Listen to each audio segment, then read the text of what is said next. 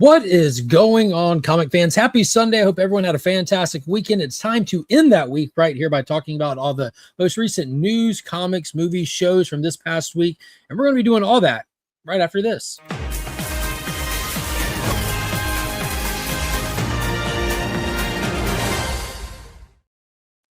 Joined as usual by the dudes, the homies, the bros. What's happening, fellas? It's morphin' time. What's going on? I just want to let both of you know, Paul, you were made aware of this, but Steve, did you know it has been 2 days with no Turok comic announcements since Image purchased the rights to Turok? Did not know that. I did 48 not know hours. that. We have been suffering, waiting for an ongoing Turok series or some form of Turok to return to comic books. Robert Kirkman, Skybound, Image Comics, you have had the rights for these people for damn near 3 days now, and we still don't have an announcement. Do better. Daniel Warren Johnson on Turok. Let's go. Let's make it happen. Got to give them a grace period of a week to, I have give their them a grace meetings. period of 8 hours. Hey, Mighty Morphin Power Rangers is coming back for the first time in about 2 years this coming Wednesday. So I'm pretty excited about that. I don't know how many other people are, but I'm excited about it. What am I, chopped liver? What? What? One of our friends came back to actually talking to people because of the Power Rangers book. We took down his missing persons picture out of the Walmarts because the new Power Ranger series brought him out of hiding. Yeah, and shout out, Ryan. Yeah, I talked to a new guy this weekend. I would be the chopped liver because I'm not buying it. Yeah, that's fair. That's fair, Paul. But there's legitimately a whole lot to talk about tonight. We've got AI Stan Lee. We have Image Skybound buying Gold Key rights, which is super duper exciting, not just for me personally, but I know that there's going to be a lot of longtime comic book fans that this news is going to be a huge win for them.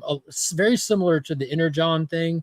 This is going to be a huge thing for a lot of people, but you have the AI Stan Lee happening, which is a huge thing. You have Spider Noir that came out on Amazon, House of a Dragon trailer, and I predicted it Friday morning, and it became reality in under 24 hours. Star Wars is getting kicked out of theaters. So there's a lot to talk about. We'll look at all that. Oh, yeah. And the DC boycott that's happening right now. Probably been the most polarizing thing on social media. And we'll be looking at that, weighing in on that, letting you all know that you'll have to find somewhere else to hear about DC Comics for the foreseeable future because that boycott is in effect now. Just kidding. I don't know. I'm definitely not participating. I am boycotting the boycott. Yeah, same here. But don't forget. Real quick, sorry, Steve. Let me throw this out there. In the description, there's always links to fantastic resources in the hobby, like Big Time Collectibles or online retailer doing some fantastic covers, exclusives, all kind of fun stuff. Justin Comics Cleaning and Pressing. And if you need somewhere to pick up your DC comic books this week and every week, including Indie Comics, Marvel, all that, ABX Comics and Games has got you covered. You can set up a pool list through them so you never miss out on the comic books that you want. They are the community's comic shop. And last but not least, Heroes Con is right around the corner. I'll be at booth 1766 supporting the American Cancer Society through our official campaign, the Comics Curing Cancer thing. We've got all of our exclusives up for pre-order and everything, including the Bart Sears Turok. It's like we can see the future. It's like we can see the future.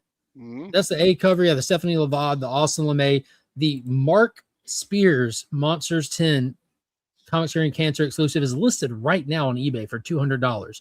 We put up a limited pre-sales of all these for people that can attend. The Austin LeMay sold out. The Matt Wilson Absolute Batman sold out. The Mark Spears Monsters sold out. That's just the online allotment. All of the books, every single book will have available copies at the C3 booth. There are different print run for all of them. So there's certain ones you want. Get there fast. And there will be more Mark Spears Monsters number 10 there as well. But don't forget, go check out Comics Curing Cancer website and everything. Get you a shirt that all goes to the American Cancer Society and rock those shirts Saturday at the show. Now that you say that, the Bart Sears Comics Curing Cancer cover is just screaming. Yeah, that is just screaming to be a Skybound Gold Key kickoff special #1 cover. Wouldn't it be awesome? Valiant Comics still holds the XO.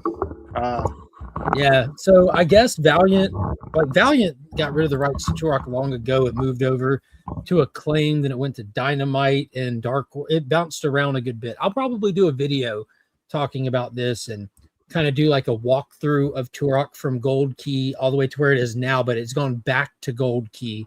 And luckily, because dude, I think it was a week ago, someone Bogsy or somebody said something about Turok, and I said, I'm not sure who actually holds the rights to Turok right now. We were talking about it less than a week ago, and then boom, It happens. It happens. Dude, I'm so excited.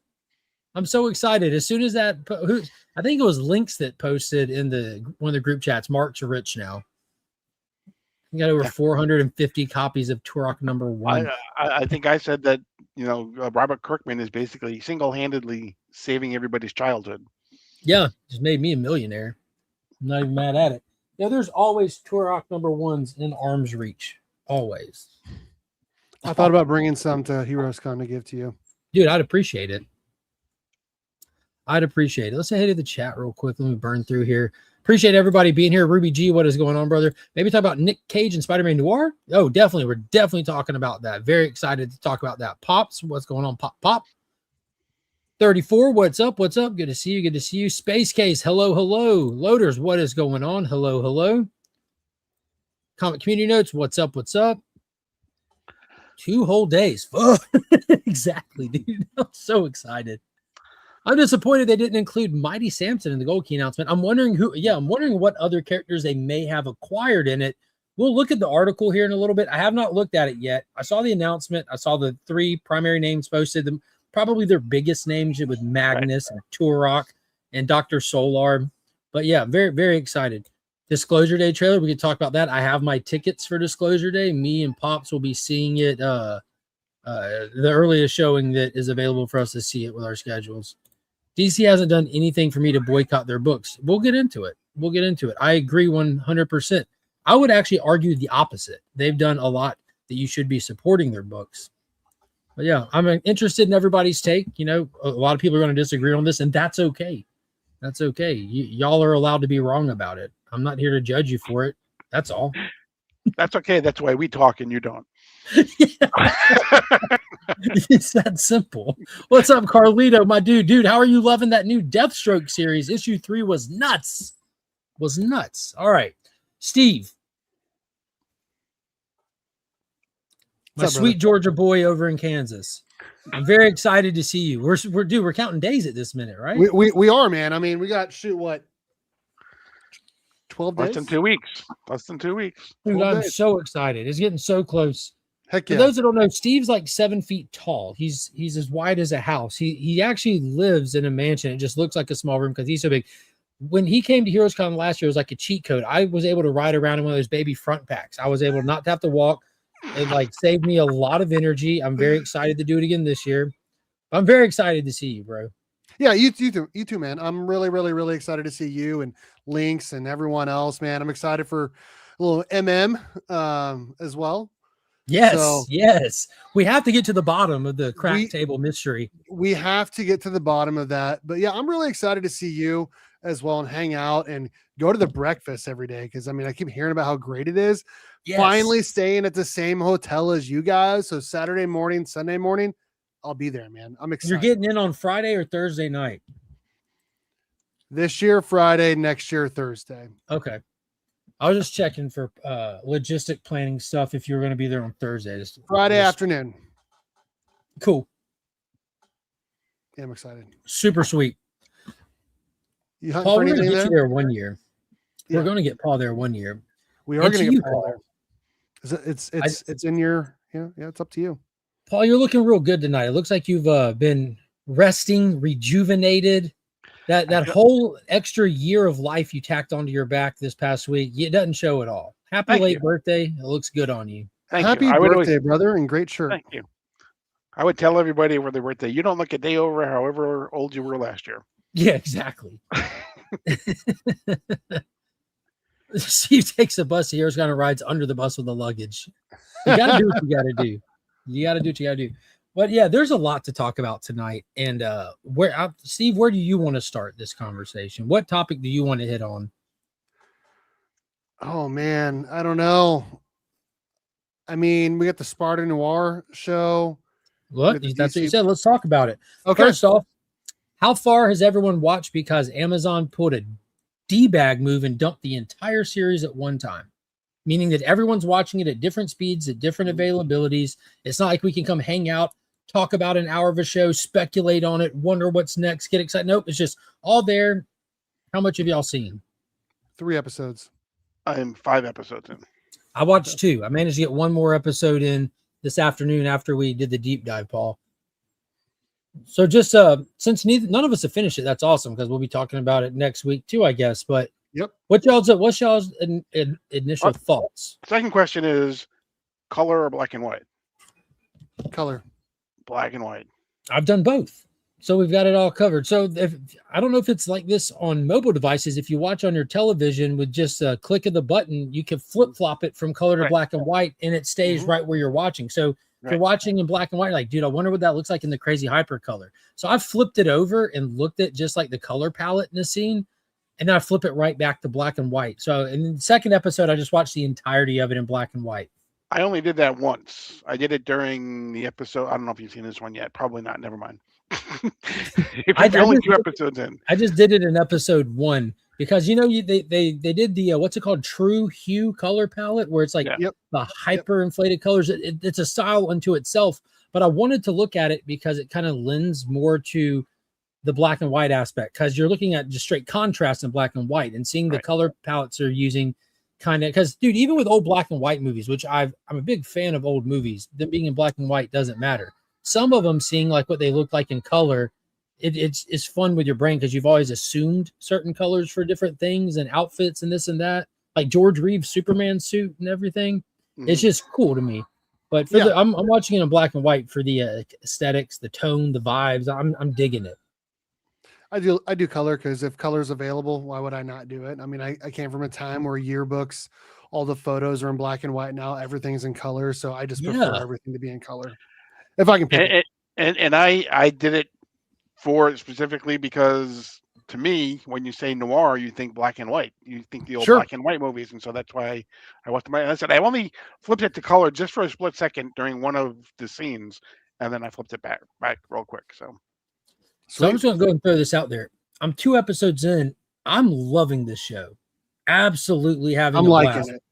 I'm liking it. It's a little slow at times, not enough action at times, but I do like the tone. It does remind me a lot of Wonder Man, where there's like not much like superhero stuff, but a lot more of the characters going on and the story building and all that. I do appreciate that. I like it more than I thought because I'm definitely not a Nicolas Cage fan, as we all know. I love Nicolas Cage. Is he a Bible? It's good. Dude, in episode 2, he says, "Do it. It's good." I'm like, yes. He said it. He said it. It's good. He overacts and he talks like he's got like a mouthful of rocks. He did overact in the episode I was just watching. So yeah, dude, I like this take on the whole thing. I'm not super familiar with Spider Noir at all. I'm aware of the character. I'm aware in a general sense of the idea of him and his appearance in the cartoon Miles movie, which I thought he was like my favorite part in that, because I'm a little Nicolas Cage biased, but he was funny. It was cool seeing him in black and white. But yeah, I'm absolutely loving it. It feels fresh. It feels original in this crazy saturated market we have of just so much stuff that's similar to each other. So I don't know, man. There's just something about it that's just completely got my attention. I'm super invested in the story. I like that they're leaning into the private detective angle to it a lot, that it's actually a story. That means, and I'm assuming normally it means there'll be actual story payoffs. You can get invested in characters like the little club singer that's Black Cat, or these little alternate takes on characters. I'm assuming she's going to be like the dame that you should have never trust kind of thing. And it's just fun. He is a national treasure. Yeah. That's funny. Yeah. Wait until the end. Okay. Yeah. And the villains are great too. You got Tombstone in there, who I thought was Electro, turned out to be some other obscure electric character that they reached for. Sandman's in there. Oh, don't worry. Just wait. Flint Marco. They got the Scorpion, I think, or something, right? I ain't seen him yet. I've only seen two or three characters: Addison, Flint Marco, and then Tombstone. Yeah, you get at least a couple more anyway. That'll show up. Oh, nice. And I figured so. Yeah, it's dude, that in episode 2 when he comes swinging into the 3 cars and you kind of get like a real Spider-Man moment, but it's crazy looking at him like on Model T's or Model A Fords and stuff. Then the webbing is great. I like that it's organic webbing. Thought it was pretty cool how it's organic black webbing I saw, and I didn't know if that was like an intentional choice or if that was done just for the contrast for the filming aspect of it. I have no clue. I mean, I'm interested to see if we ever get an origin for him or not. We do. Yeah, Silvermane. We do. Okay. Yeah. Yep. And I have to admit that it's a pretty neat take on it. Okay. Nice. Yeah, I'm liking it. I'm not loving it. I would give it an 8 out of 10. I loved it. That's a love it score. Yeah, that's a love it. You're in the 8s, bro. I'm like a 6.5 to a 7, I think, for me. So loving it is a 9 or 9.5. Okay, well, I'm at like a solid 8. I'm really liking it a lot, kind of thing, a whole lot. Like a 9.5, 10. That's like absolute Batman and Action Comics. Whereas there's a way that we can really get this to make more sense, and that's with none other than the color scale. That's why it was invented. That's why I invented it. Yeah, no one's ever used a color scale before. Not for movies, no siree. In TV shows. This is my color scale. So there we go. Steve, what color do you give it? That by the way, that's yellow in the middle, yellow green above it, and orange below it. Yellow green. So Steve gave it something that's not enough green. That's impressive. That's what I'm hearing. Not enough green. That's standard Steve right there. You guys know me. You guys know me. He's very specific with his shades of green. I am. What's up, Drew? Hope you're doing good, man. Did someone say green? Hey, he was watching the Morphin' Time Spider-Man with us. What did you think of the new black and white Spider-Man? What Spider-Man I liked it. Yeah, it was pretty cool, right? But did someone honestly say green? Yeah, we did say green. On a scale of red to green, what color would you give the show? Red to green. Red is bad. Green is great. A dark green. Oh, okay. Dark. Yeah. Oh, he's loving it. Honestly, that's as good as it gets. Is that dark green? Light green. That's Be above it. Don't yell. Guys, dark green would be above the light green. So please pick an orange. That's fair. Oh, okay. Monkey gave it an orange, and Finn gave it something that's not even on the scale. Yeah, it's above. Dark green is above light green. He pulled a Spinal Tap and put it all the way to 11. He gave it a 12 out of 10. Wait, this one goes to 11. So if I can do it anywhere else, it would be a red. Oh, Paul, what did you say your color was? Mine would be somewhere in the lower half of the yellow green. Okay. Is that a real change? Mark? Come on now, hit. I give it a yellow green, getting real close to green. I'm really liking it. We're all in the same spot then. Yeah, I'm real close to green. From what I've heard from Pops, I've seen a couple of those people put up the episodes 1 through 8 number grade on each one, and it seemed I saw on a lot of those, it seems that most people have been pretty consistent with the first couple episodes or their lowest rated ones, that they kind of like pick up a lot of momentum and hold that momentum moving forward. So I'm hoping that's the case for me. Like I said, I'm really enjoying it.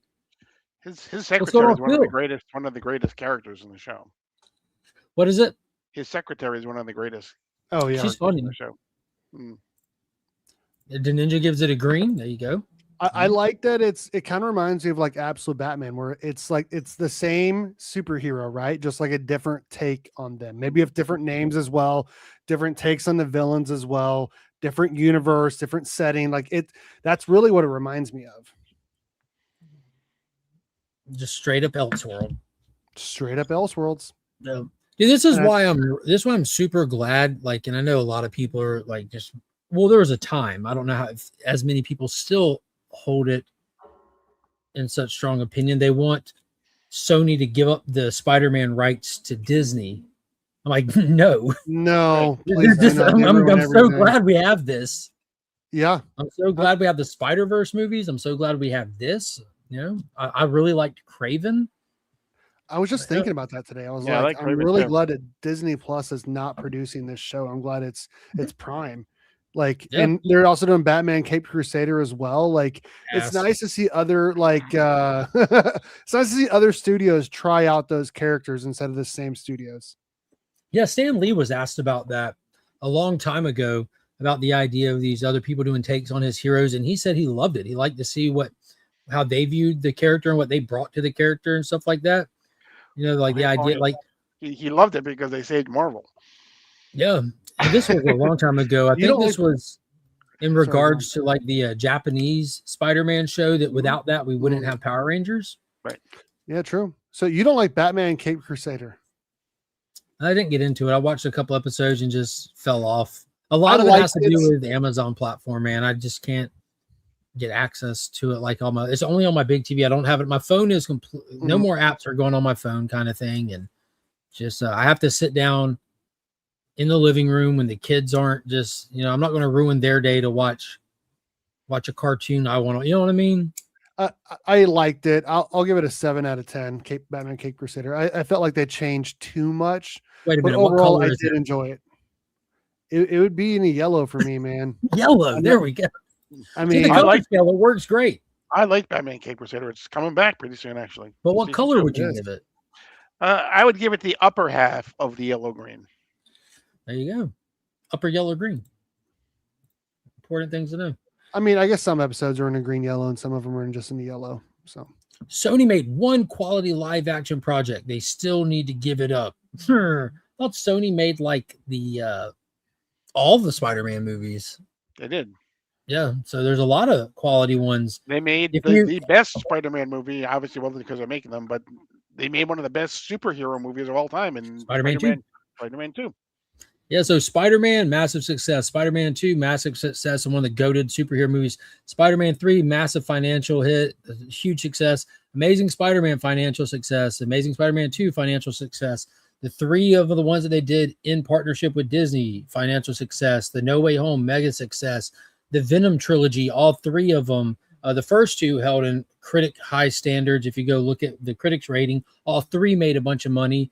Morbius actually made a little bit of money. They didn't lose money on it.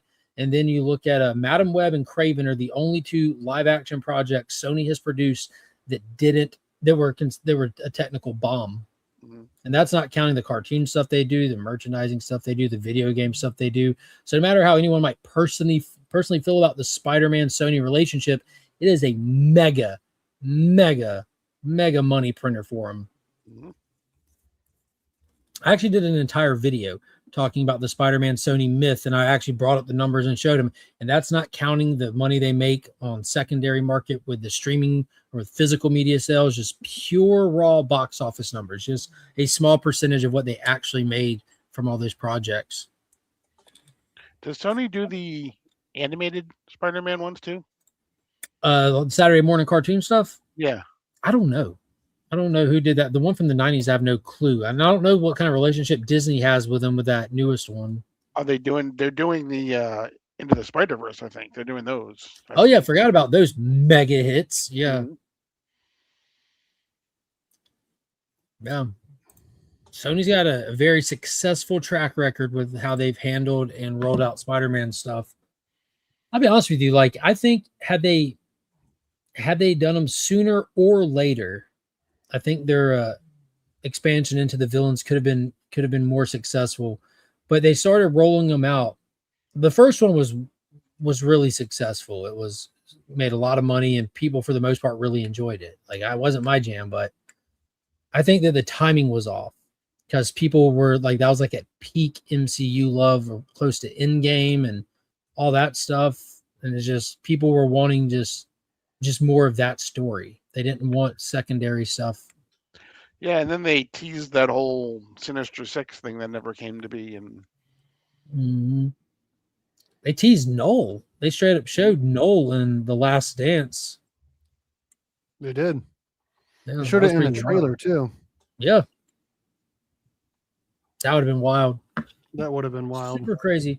But yeah, Spider Noir, highly recommend checking it out. I'm going to keep pushing through it. I can't recommend past the first 2 episodes, but it seems like the chat, it seems like for the majority is being well received. So Amazon's like on a huge win streak right now. A lot of people are looking elsewhere for streaming options, and it looks like Amazon was prepared, ready for the call. You got Masters of the Universe coming. You got Voltron coming. You got a Spider-Man thing happening right now. They have Invincible. They got all kinds of stuff. The Boys, like they've just Lord of the Rings. What did he say? What? I'm sorry, your microphone went out there, Paul. All we heard was nothing. Yeah, the Rings of Power, which I don't think. I think they're really just. I don't know. They're really committed to that being successful. They're not there yet. I don't know if they're going to pull that one off or not. I think they're going to end up having to pull the cord in it. I'll be honest with you. I would not be surprised if this next season is the last season, just because of how much money went into it initially.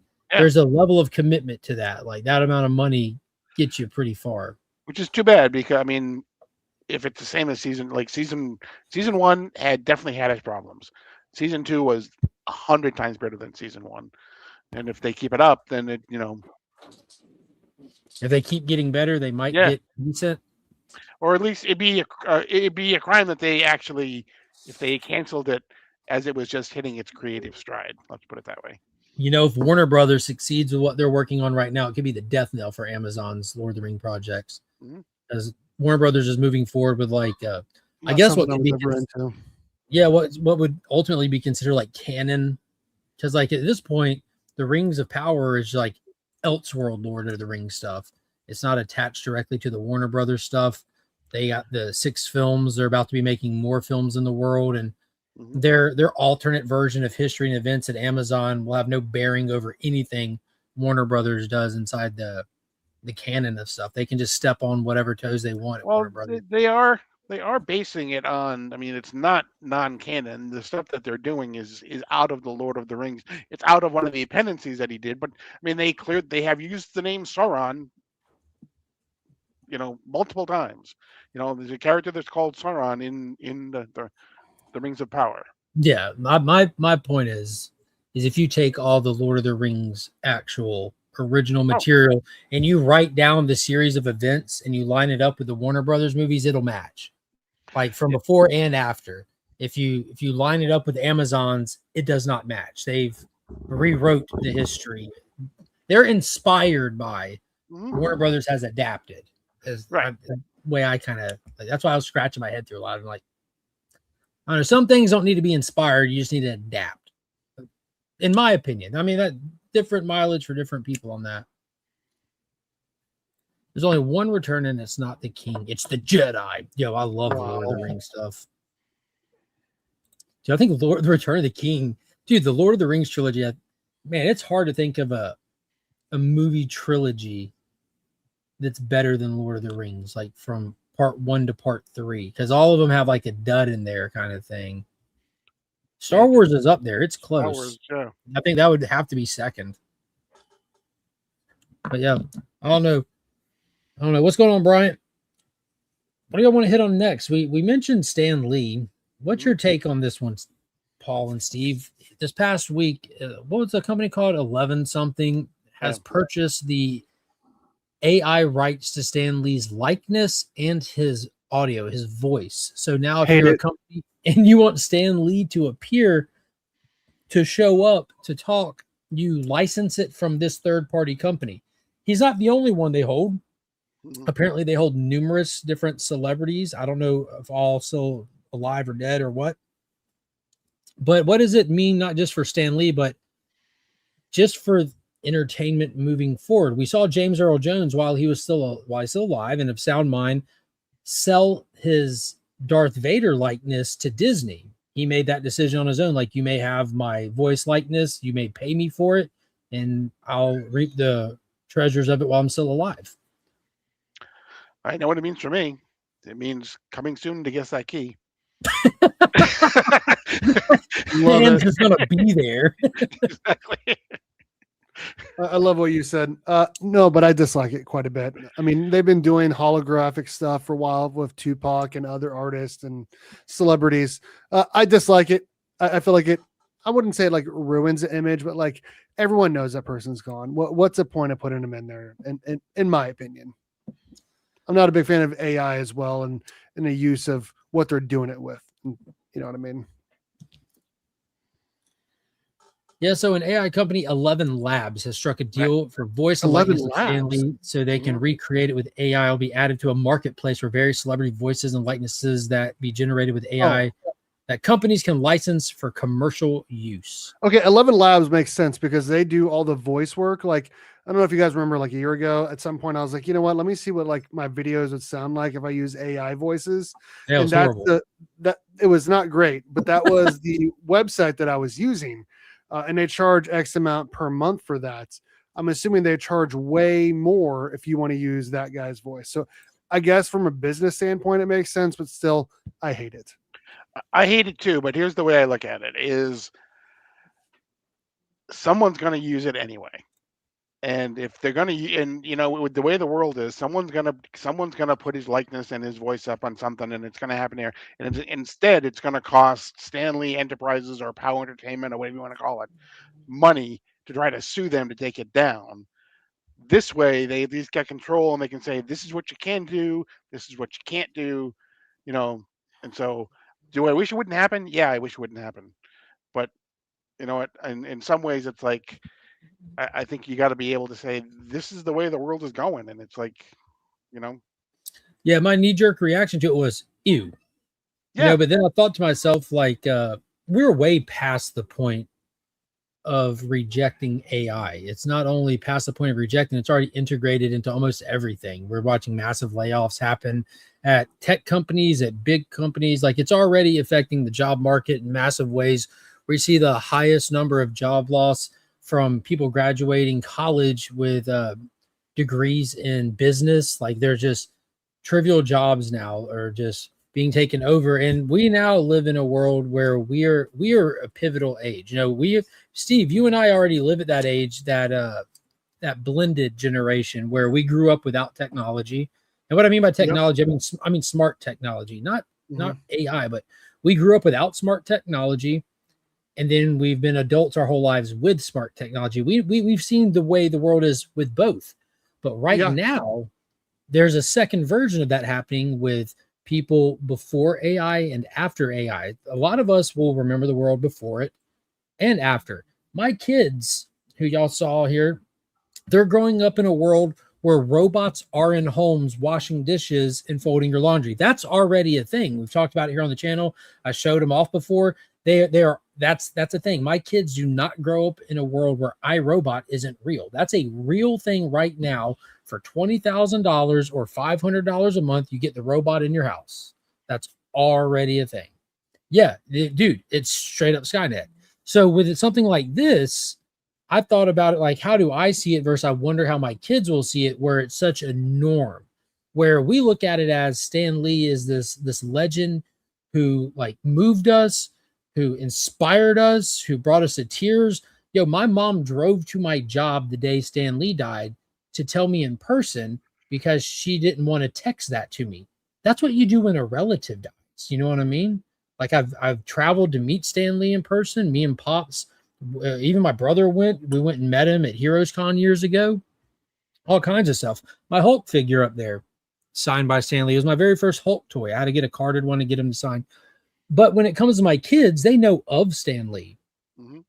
And in a world where AI is normal, having an AI Stan Lee pop up, I don't want to say AI, having Stan Lee pop up in different media still from now forever, I wonder if they look at it differently. Like, this guy was so important that he needed to be kept around. He still needed to spread that message because there's so much recordings, interviews, audio of Stan.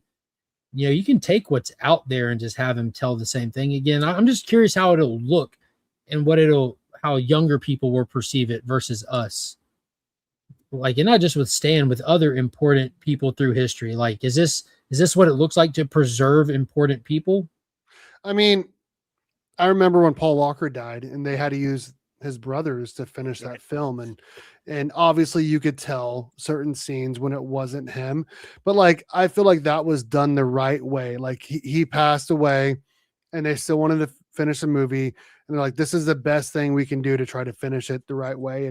And I really did enjoy that. But with what they're doing now, man, of how much they're just copy and pasting stuff and changing just little things using AI, I'm not a big fan of it. I honestly would rather go back to the 90s. The 90s to me are peak culture because you had just enough technology to make you happy, but not enough to where it's taking away jobs and changing learning in the classroom and changing everything. Yeah, we just saw to rabbit hole here. We just saw the very first generation in history since we recorded that's clocking in a lower IQ than the generation before them because of technology is making people stupider as a whole. Like that is documented, studied, verified, and reported, peer reviewed, and everything. Now, not all of it's bad. I mean, I think it's great that we have a GPS now in our car, in every single car, versus using, you know, like a big book to try to figure out where to go, you know? So I do think some of it's good. I just wish we could go back to where not everyone was available 24/7. Circa 2011, I'm the store manager of Movie Stop. I'm traveling. I got to go like 3 hours to a company convention. They did like the little retreats, you know, for the store managers. You go and there's studio heads there, and you get to watch movies before they're released in theaters and stuff. And they give you all kinds of free merchandise to market their products to your business and everything. I remember driving down to Pops the night before so he could print out my MapQuest directions. You know what I mean? Like, and hitting and resetting the trip meter every time I turned. So I knew when to watch for my next turn. I loved it. I remember doing the same thing back in 2007, printing off my MapQuest before I went to Houston for a football game. So I totally understand what you're saying. And you know, Ninja's onto something here. Yeah, and you know, and wondering, and that's and you can argue the virtue of AI at all, absolutely, and I think, but I guess, but my whole point was that it's gonna happen, and if the Stanley estate can control how and when it happens, so he doesn't appear on, you know, in a porno, on some porn site or something, you know. I would rather have that than, you know, so that at least they're controlling how and when his likeness and his voice is going to be used. Yeah, that's the ripping the Band-Aid off reality. Like there's no stopping it. It's moving forward. How do you do it responsibly? And dude, I bet in some way that they have with some of the tools and resources that the people who are trying to save them, I bet they're using those tools and resources. You know, seeing what it's done in the medical field is absolutely impressive when it comes to detection and reading of stuff. It's batting 1,000, like eliminating the human error for stuff like that. But again, costing jobs. But you know what else costed job? The assembly line costed people jobs. The computer costed people jobs. The printer costed people jobs. The, you know, streaming costed people jobs. I was reading something today that like Amazon and Facebook, you know, Meta, whatever, they're running reports on how often their people are using AI. Mm-hmm. Because their employees are required to use AI a certain amount of time in their day. That's how they're teaching their AI. And Zuck just did those massive layoffs, but he was talking to his programmers. He's like, hey guys, y'all work for this company. You know how this works. The AI is coming to take your jobs. But here's the thing. If you're willing to stay here and train our AI, we will pay you an amount that you won't have to work the rest of your life. Mm-hmm. And he's paying them an ungodly amount for their programmers to stay and train their AI to take their jobs. He's like, you do this, you retire. Mm-hmm. So like that, and that in an individualized sense, but every new technology takes jobs. Markets always change, new jobs emerge, everything emerges. It's going to be interesting to see. I'm just hoping, and again, kind of an off-topic thing, the rate at which this is evolving and moving into the market does not off balance it. You know, everything's kind of been able to adjust at an organic response to things, you know, and I hope this stays that way. We'll see. I do like that it's helped a lot of people make more money. Like it's a lot more people to, like, I guess, become influencers or make videos and make money off of that. It's a lot for a lot more entrepreneurs for sure, but just overall, I'm not a huge fan of AI in general, especially as a teacher. Yeah. Because that's created more work for you to keep your students from abusing that tool. And I can tell pretty much from right away if something's AI or not. But does your does your school encourage or discourage teachers from using AI to like help write their lesson plans or anything like that? No, we definitely encourage, like they definitely encourage it to help you write the lesson plans. But obviously those, like the AI is not going to is actually not going to teach people. You still have to teach people. So if you need to turn in lesson plans, because some school districts will make you do it and some don't, like they totally encourage it. So that way you can just get, mindless paperwork turned in. But overall, like you still have to know your content to teach it. Absolutely. Yeah. For now. I just didn't know if they had found a way to try to help you guys do, be more efficient in what you do or whatever. I tried to implement AI to help me at work, but I noticed that it did nothing. The dogs weren't being walked, fed, watered, or their grooms being done. It was just like, my phone just sat there. It's like nothing. Chat GPT, how do you stop hurricanes from coming? And that's why. Oh man, that's a rabbit hole, isn't it, Paul? The trades are making more money now because no one wants to do physical work anymore, and so they can charge a lot more because less people do it. Oh my God! Whoa! He's back. Where are all the people complaining about technology replacing jobs on knocker-ups? Awfully quiet out there. Ryan? We were talking about how good it was to hear from you at the beginning of the stream. Dude, don't violate your social media code to be here, brother. Notice it. Hey, he's still got his wrench. Look at that. I'll tell you what. I feel so lucky that I'm the only person on a Thursday night chat to have met every single other person that joined me a couple years ago. You, Dustin, obviously Ryan and Panda. Like all of you guys are great. At some point, I hope you get to meet Ryan because he's a great dude as well. Wait for the Tesla robot. It's coming. What's going on, Bobby? What's up? What's up? All right, man. All right, Steve, steer us. What topic do you want to hit next?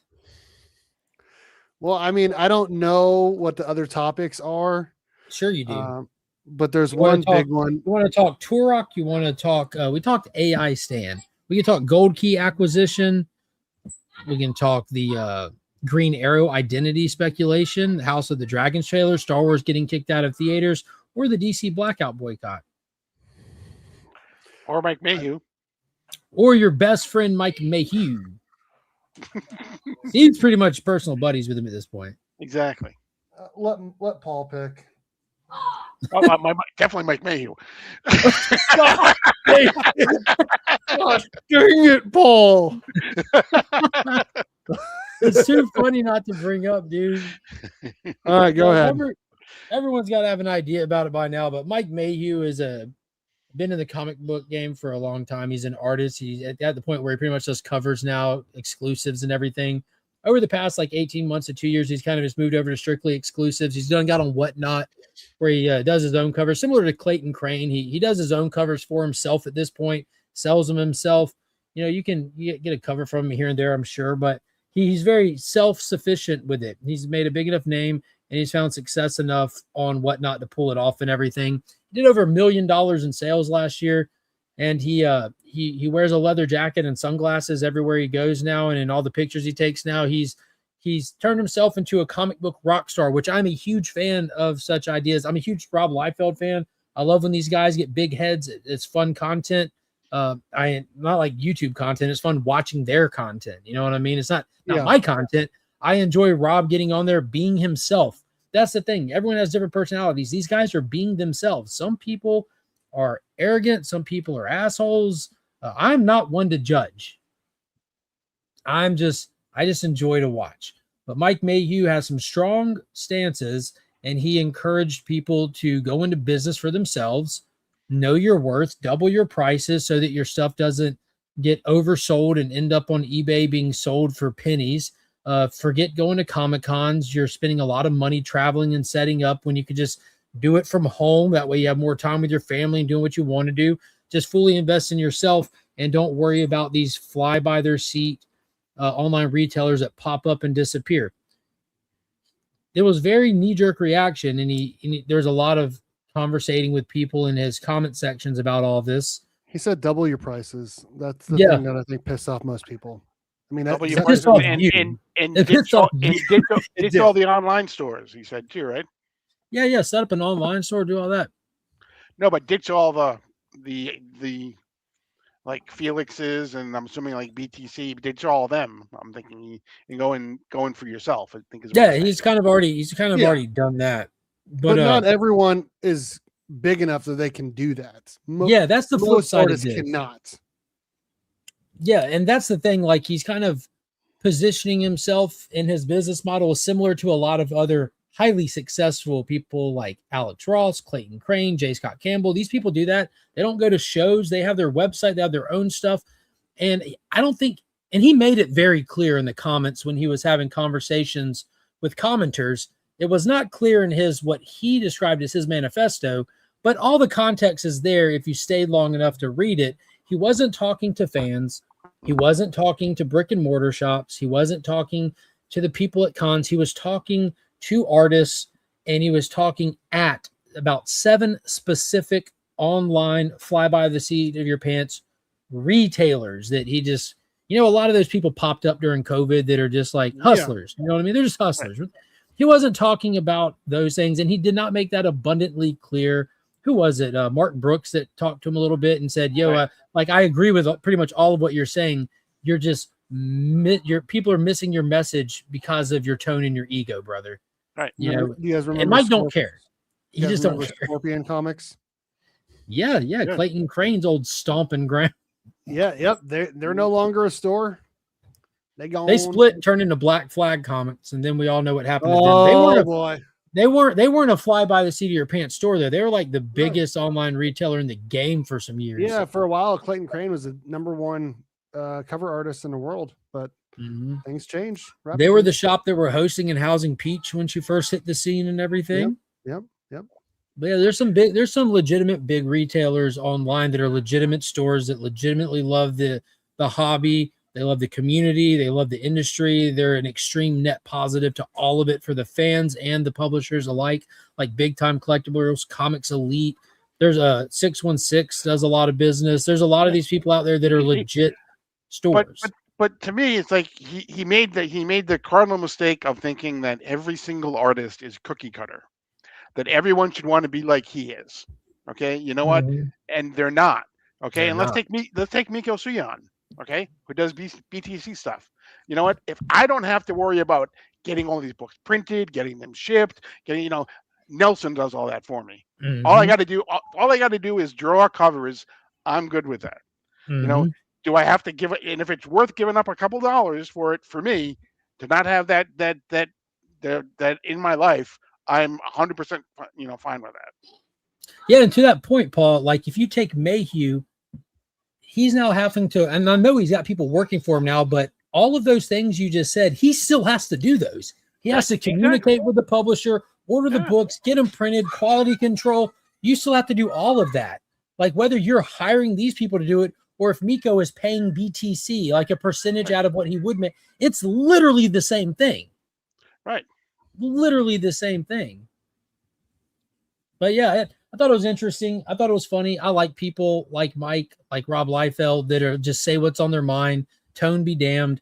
I mean, I can see through their tone to the topic, and I think it's an interesting topic.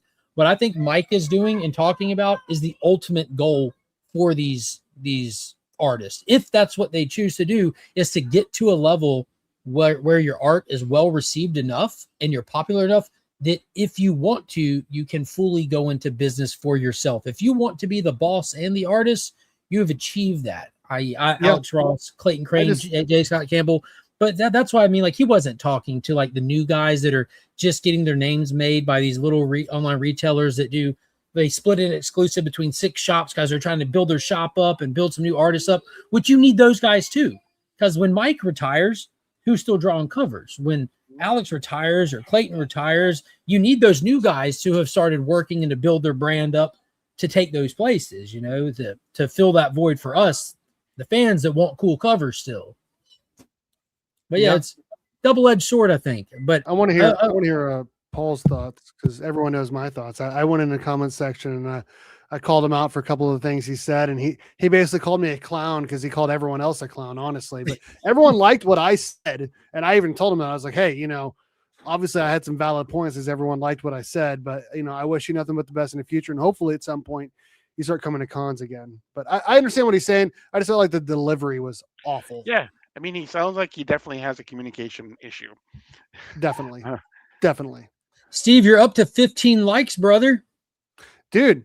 And I'll tell you what, it was such a big deal of a post that he made that so many other creators made sure they went on social media to say that they appreciate the fans. They will continue going to cons because the fans are what made them who they are. And I feel like that's what Mike Mayhew was lacking in his post. Yeah. Like so many, like, Amanda Connor, like humility. There was no humility in it at all. No, none. Absolutely none. And a lot of people called him out in the comments. A lot of other creators did, including Mark Brooks. Yeah, Mark Brooks was very tactful about it. Like, I completely understand your point of view and your business model. What works for you works for you. I could do that, but I like going to the cons. I like meeting my fans in person. I like a lot of this is just personal preference. You know what I mean? Like I'm interested to see how his Whatnot streams are doing after that post, because I said it before, like all the people that were mad at him are not the people that are in his Whatnot streams buying his stuff, because all of those people would already know his opinion in that post. That post didn't come out of left field. These are things that he was already saying and talking about with those people in his Whatnot live streams. You know, he did have defenders in those comment sections as well and on other people's posts. But it was interesting. It was interesting for sure. You know, as a Rob Liefeld defender, like who's like he definitely knows his fair share of controversy, hot takes, and pissing people off. He does it every day. It's every day. Hilarious. It's so funny. Whether I agree with him or disagree with his take, it's so funny watching him say something and a percentage of people crash out over Rob Liefeld and try to pretend like he's not a living legend and one of the most influential creators in modern comic books. It's just funny to me. Like no amount of being mad at what he says takes away any of his credits. None. And he's still selling books for himself. Like still doing it. It's crazy. He is. It's funny to me. It's all funny. All right, let's hit on Donovan here. Steve, what do you want to talk about next? I guess we have to talk about the boycott, don't we? House of L Comics says, is the DC boycott doing anything? For those that don't know, does anyone want to explain what Donovan is talking about? It's making me laugh. It started by it was started by Black Alliance Comics. Basically, they were upset that what DC is Black Alliance Comics? Never heard of that. Well, obviously, it's a user, a person, a group. I need to look that up more, I guess, before I make my video. JP Penundrum, whatever. JP something is who's being credited as one of the people that started this. I don't know if they have like a collective they go by, but it's JP and Blurred. So Black Alliance Comics is an advocacy group and organization led by James Portis III. So the DC Blackout is basically a group of people, fans, that are upset that DC Comics has not had an ongoing title in the main universe starring a black character for 1,200 plus consecutive days. Owned by a black creator. And all of that, and there's a lot more to it than that, but that's essentially it. They're upset they're keeping a tally like it's an accident-free day at work. They very much moved the goalpost quite a bit with how they were upset about it. In my opinion, my personal opinion is that I'm going to make a video on this, so maybe I should not say too much, but I feel like they're hurting actual people because they're upset about fictional characters too much, in my opinion. And I also feel like a lot of what they're doing, not when I say they, I mean the person that started this and people that are posting about supporting that, which I support anyone that wants to take a stand against anything I don't agree with, all of that. But I just feel like there are other ways you can do it. But I don't know, man. It's just wild to me that people are upset about this. It's just wild to me, especially when we have an ongoing title starring a black female character that just happens to be in the Absolute universe. There are other things to be upset about, in my opinion. They're doing it for clout, in my opinion.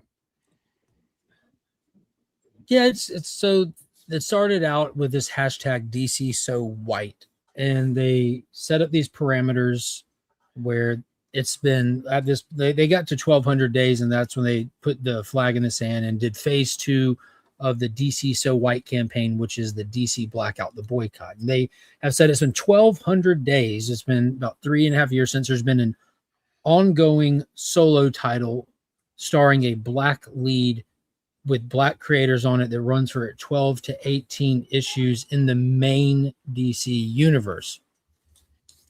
And there are common threads that you'll see that people say, what about this? Does this count? Does that count? Things that were mentioned, things that I've seen, because I've talked to loaders about this a little bit in DMs and stuff. And I've been on Instagram, I've been on X looking at conversations, seeing what common questions are and common thoughts are in the thing. And some of the things that come up is like, but there have been comic series. There's been the Mr. Terrific series, because a lot of people say, why wouldn't you do a Mr. Terrific? Why wouldn't you have Mr. Terrific title timed out, especially with how popular he was in the movie? And a couple obvious thoughts that came to my mind is, one, popular in a movie does not equal sales in comic book stores. Two, they did have the book ready. They had the book ready. It released. It came out. DC has this business structure, because it is a business, where certain characters and titles have enough clout that they sell. Superman, Batman, Wonder Woman, those books are ongoing without broken. Some of those are legacy books like Action and Detective. They're profitable. They've been around for 90 years. They've had time to build up a fan base. It's built in. So DC has this thing where they have too many characters for everyone to have a book. So they do an option, basically. We're gonna give you a mini series. If it sells well, we will extend it. We saw Mr. Terrific get a mini series, and that's all it did. We saw Black Lightning get a mini series, and that's all it did. We saw Cyborg get a mini series, and that's all. That's all recently. Numerous black-led solo titles that got thrown out there, hoping people would jump on them, ready to extend them if the sales deem it worthy. And they didn't. But it's not limited to black books. You had Challengers of the Unknown get the same thing, the limited option, and that was it. You had The Question, the same thing. You had a couple other ones that did get extended. You had Green Arrow. When they started the Green Arrow series, it was billed as a 6-issue miniseries. The FOC pre-sales on it were so big that they gave it the extension to ongoing. It stayed ongoing for 31 issues. Joshua Williamson wrote and helmed the most of that. As soon as he left the title, in Condon, I believe it was, it came on, the sales dropped almost immediately and they canceled the book. So I went and watched the blackout people's video, because if you ask them questions in their comments, they say, go watch the video. So it's almost like a grift. Go watch the video. Give us a view instead of me. That's why I feel like that's kind of for clout, to be honest. Yeah. So that part I'm not a fan of. So I watched the video, and he actively uses Green Arrow as an example of, I don't want to call it racism, but that's literally the term that's used. I'm not going to call it racism, but it's systemic. It's built in. I'm like, you're calling it racism. He says that anytime they follow something with "but," they're about to just prove what they just said they weren't going to say. Yeah, they use Green Arrow dishonestly to try to prove a point. Said that Green Arrow was given 31 issues to find an audience, and Scott Snyder himself said it was canceled for low sales. It wasn't given 31 issues to find an audience. It was given 6. And an audience showed up wanting a Green Arrow comic that hadn't been coming out for a while. As soon as the audience left, they dropped the book. There are major, long-standing characters, OG Justice League characters. I like to use Aquaman for an example, because I've been on this channel asking for an Aquaman book for years.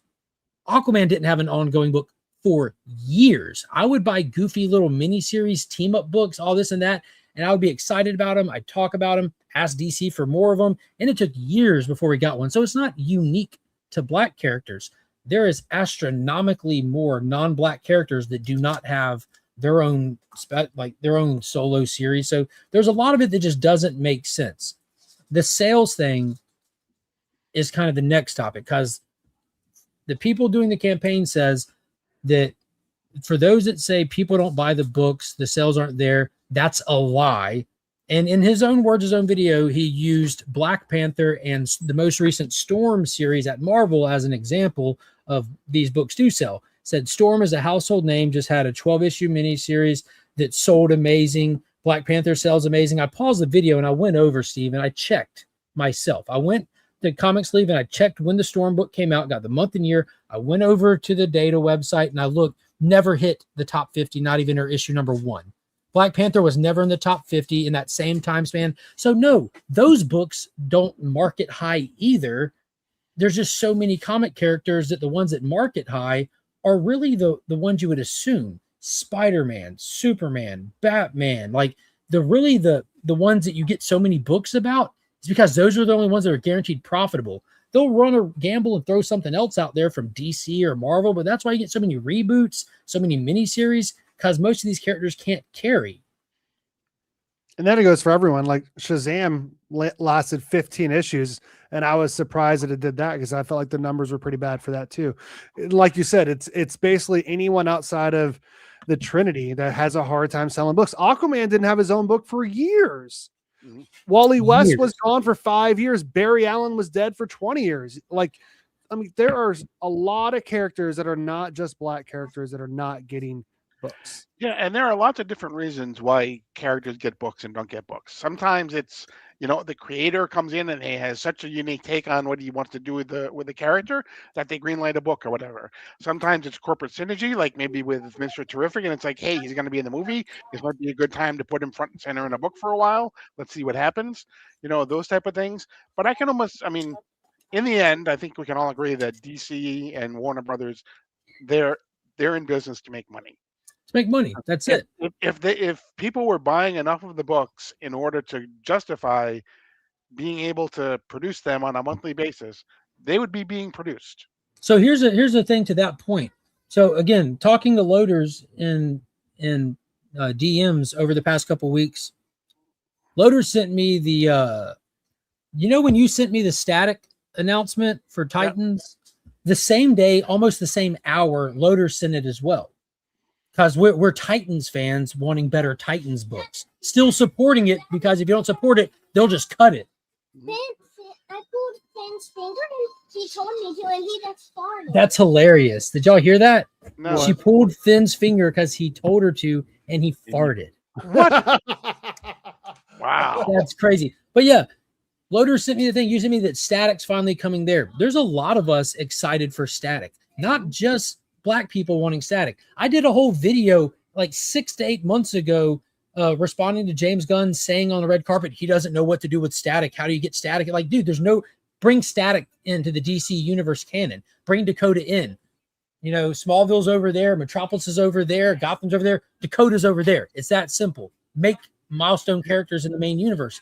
And luckily, we got the new history of the DC universe that folded them in. Mm-hmm. We had the DC KO Kids Are All Fight that explained that Granny Goodness tying into Jeremy Adams' Flash was after Static. His intro in that book was phenomenal. We got the Dakota incident that gave us the new canon backstory to the milestone characters in the current universe.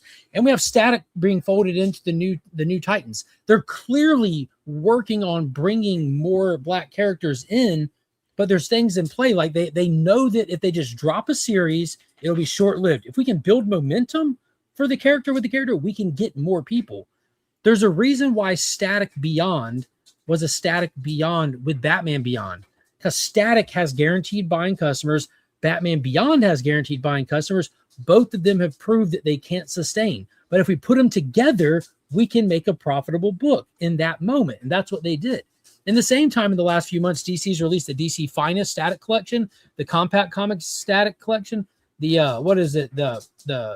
hardback special edition of DC Power. They are actively putting stuff out for a predominantly black audience, trying to get some traction, testing stuff. So you can see what they're doing, but what they're not doing is just at a loss printing books, whether it be the Atom, whether it be Hawkman, whether it be Martian Manhunter, actively not printing books of solo characters that they can't make money on. So you can actually see, if you stop and look at what they do, you can see where they're working characters in, where they're doing stuff, where they're building momentum. Because more than y'all want, more than I want, more than any of us want a new Static book, DC wants our money. Yeah. Every time. Well, and Mr. Terrific has been essentially leading the Justice League Unlimited book for issues upon issues now. Static's coming into Titans. John Stewart's in the Green Lantern book. You talked about all these different characters going in there. And honestly, like, I feel like this boycott is hurting a lot of actual people like Jamal Campbell, Che Grayson, Dennis Cowan, Morgan Hampton, Dan Mora, Jorge Jimenez, Rafael Grandpa. Like, do other ethnic groups not matter as well? Like, because there's a lot of other diverse populations that are working at DC and other diverse characters as well. Like, do they matter or do they not matter? You know, I don't get it.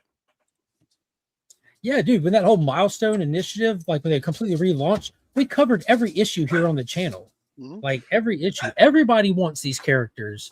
Well, I say everybody, but it's not limited to race or color, and reducing things to that is so counterproductive. Like, you get so many people that will push back against you because they just get it, like, for so many reasons. It's just, that's why Rob Liefeld called these people morons for doing this boycott. He did. But dude, it's weird. And to Loader's point, this was a good one. This one, you can't even say it's just a black character problem. Plenty of white characters got their series canceled or not get extended because sales weren't there. So do y'all want to know a small list of DC series that have been canceled or ended in the last few months? Steve, would you like to know? I would. Read them off to me. Here's a list of series that DC has stopped making in the last few months. And whether it be for low sales, the series ran dry, they wanted to do something else, whatever reason, it ultimately comes down to series not make enough money, we do something else. You ready? Here it goes. Birds of Prey, Mr. Terrific, Zatanna, Crypto, Batman and Robin, Robin and Batman, Jason Todd, Gotham City Sirens, Cheetah and Cheshire, Justice League Red, The Question, Black Lightning, Green Arrow, Atom Project, Metamorpho, Peacemaker, Secret Six, Birds of Prey, Batman and Robin, Year One, Dark Patterns, Fire and Ice, New Gods, Red Hood, Kryptonite, Spectrum, Trinity, Wonder Woman's Daughter, Black Canary, Challenge of the Unknown, Court, Cyborg, and more. Those are just a few that I wrote down ahead of time. And how long did it take for JSA to get its own title? And we were also complaining about Legion of Superheroes, who's finally getting. Still don't have one of those. It still ain't here yet. No, it's nothing. It's just, dude, I would love these books to come out attacking the company.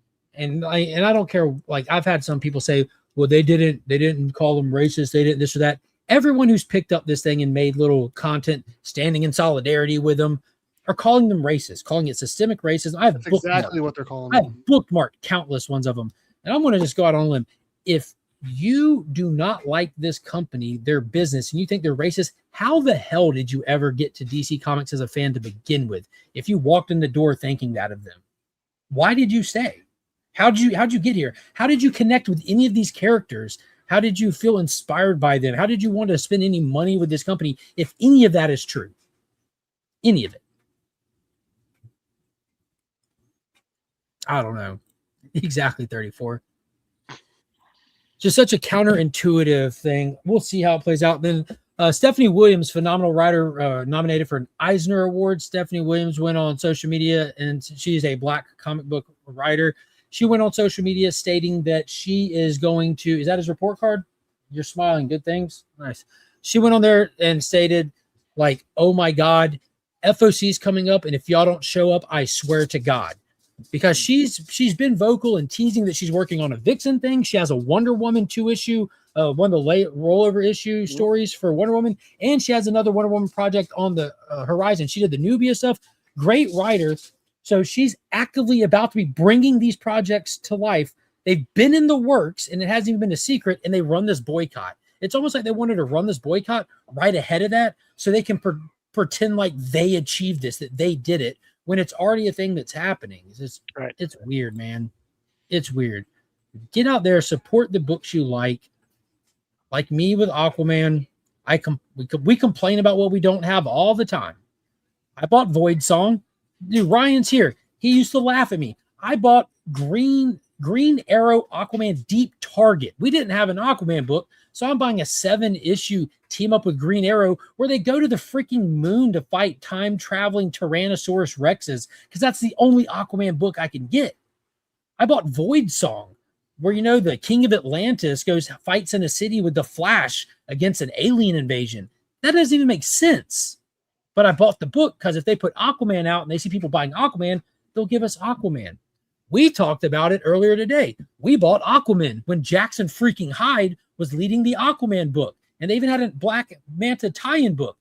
2 people of color leading the Aqua titles, written by a black writer. No one bought it but me and Paul. Where were y'all? Meanwhile, me and the kids are going and meeting them at a show, getting posters of it signed by him and stuff. When they put out the stuff, you got to support it, not just complain. It just seems like a bunch of social media people, like Steve said, just trying to get clout. I don't get it.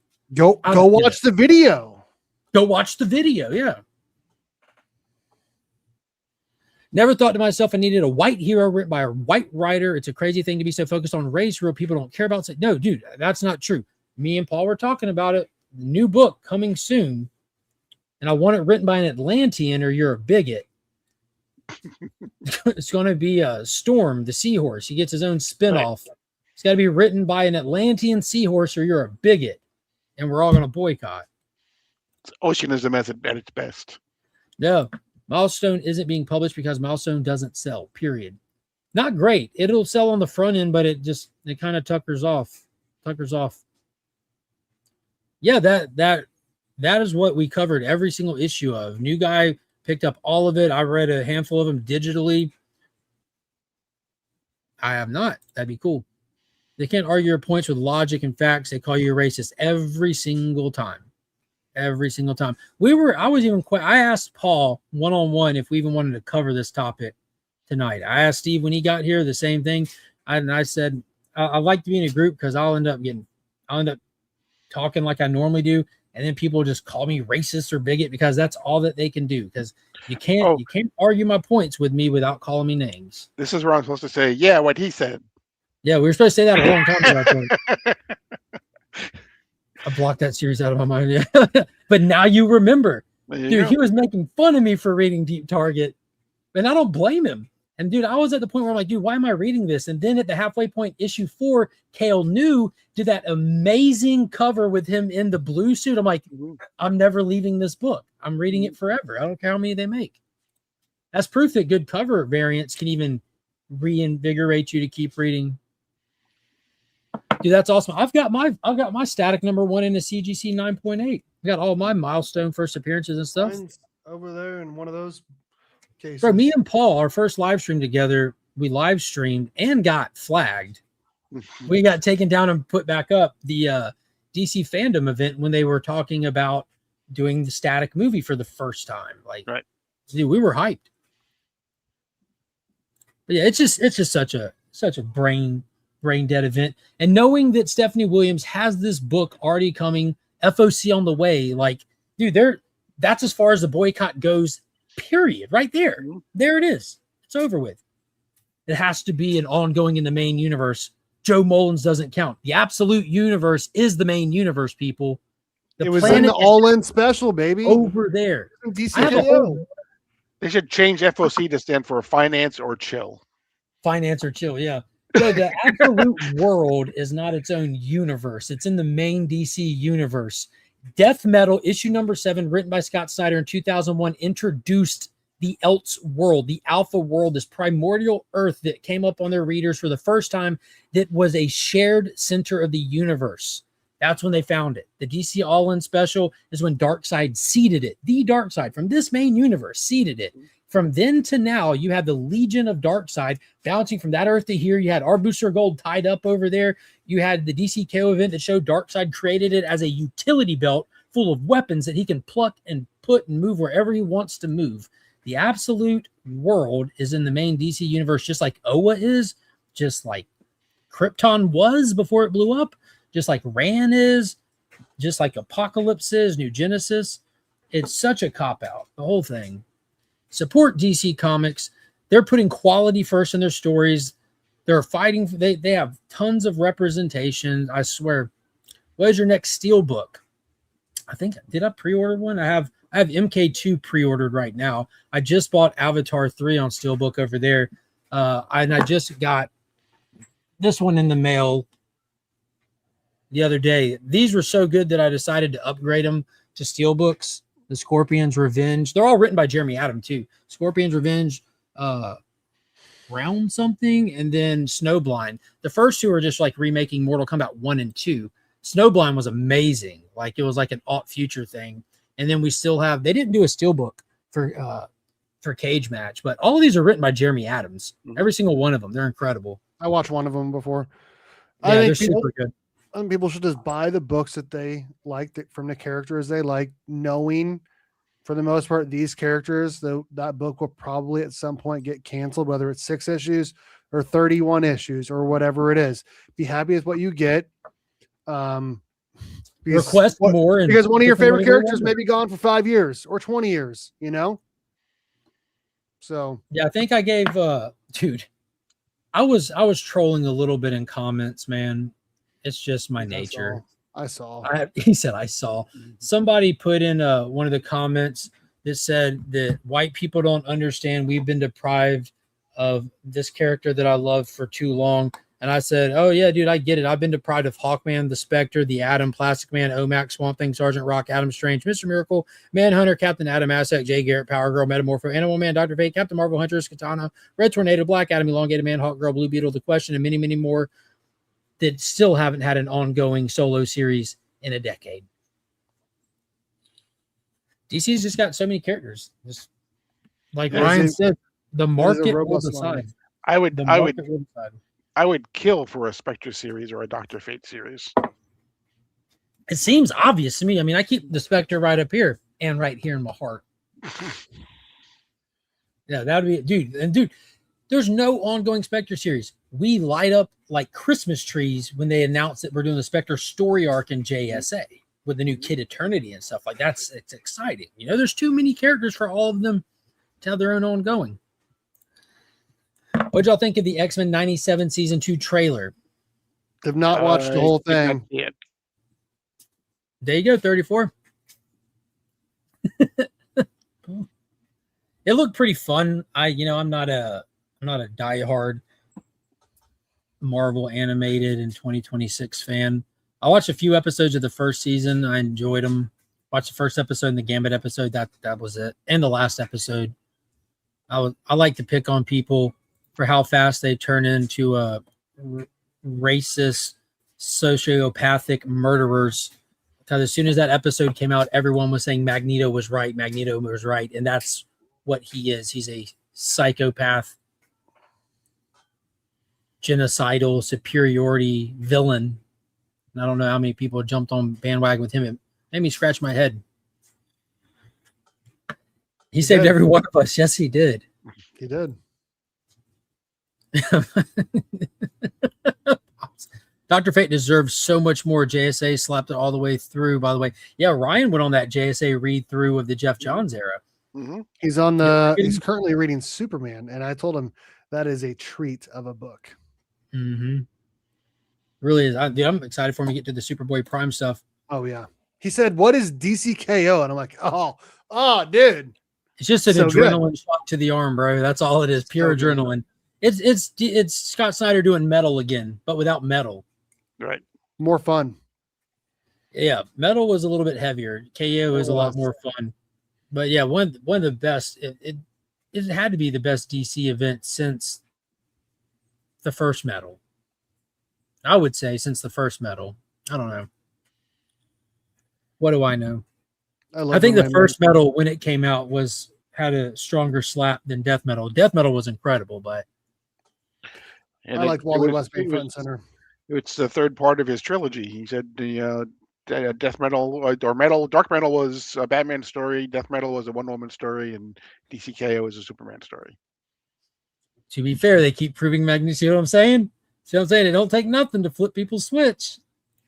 Real quick. That's how it happens, people. That's how you know what? He's making some really good points. He's a good painter, too. Like, no, guys. No, he's not a good painter. He's not a villain. Chill.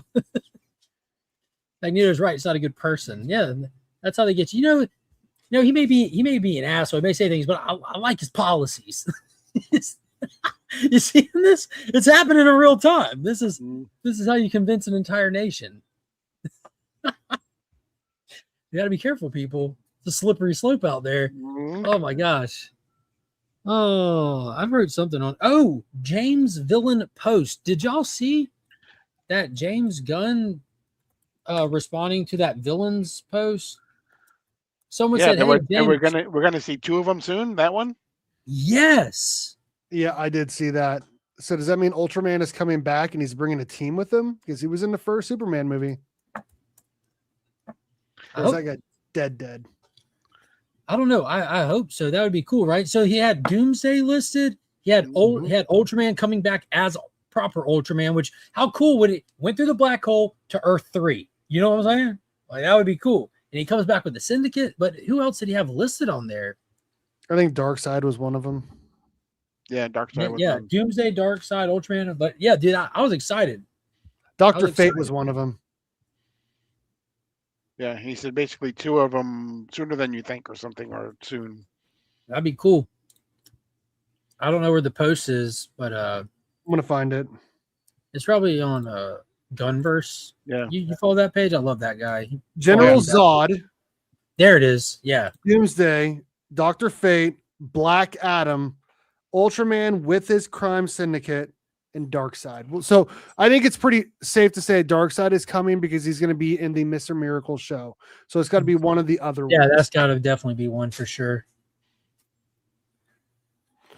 Out of those listed, who would you want to see? Dr. Fate. Yeah.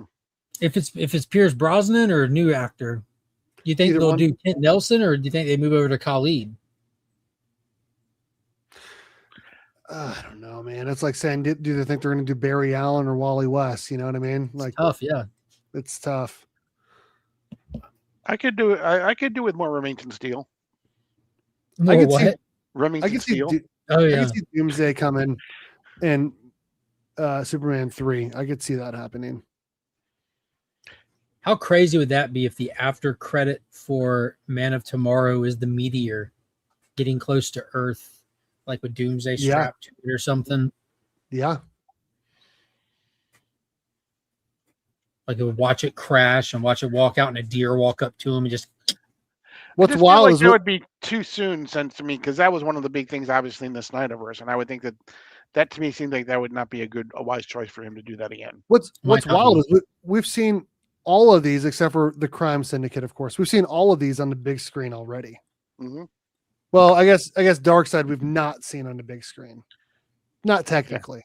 We saw it on the Netflix Snyder Justice League. I sat really close to my TV a few times I watched it, so it's kind of like the big screen. Yeah.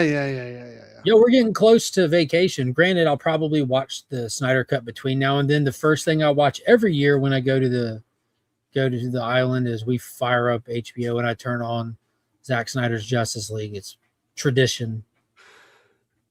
Done it every year since it's released.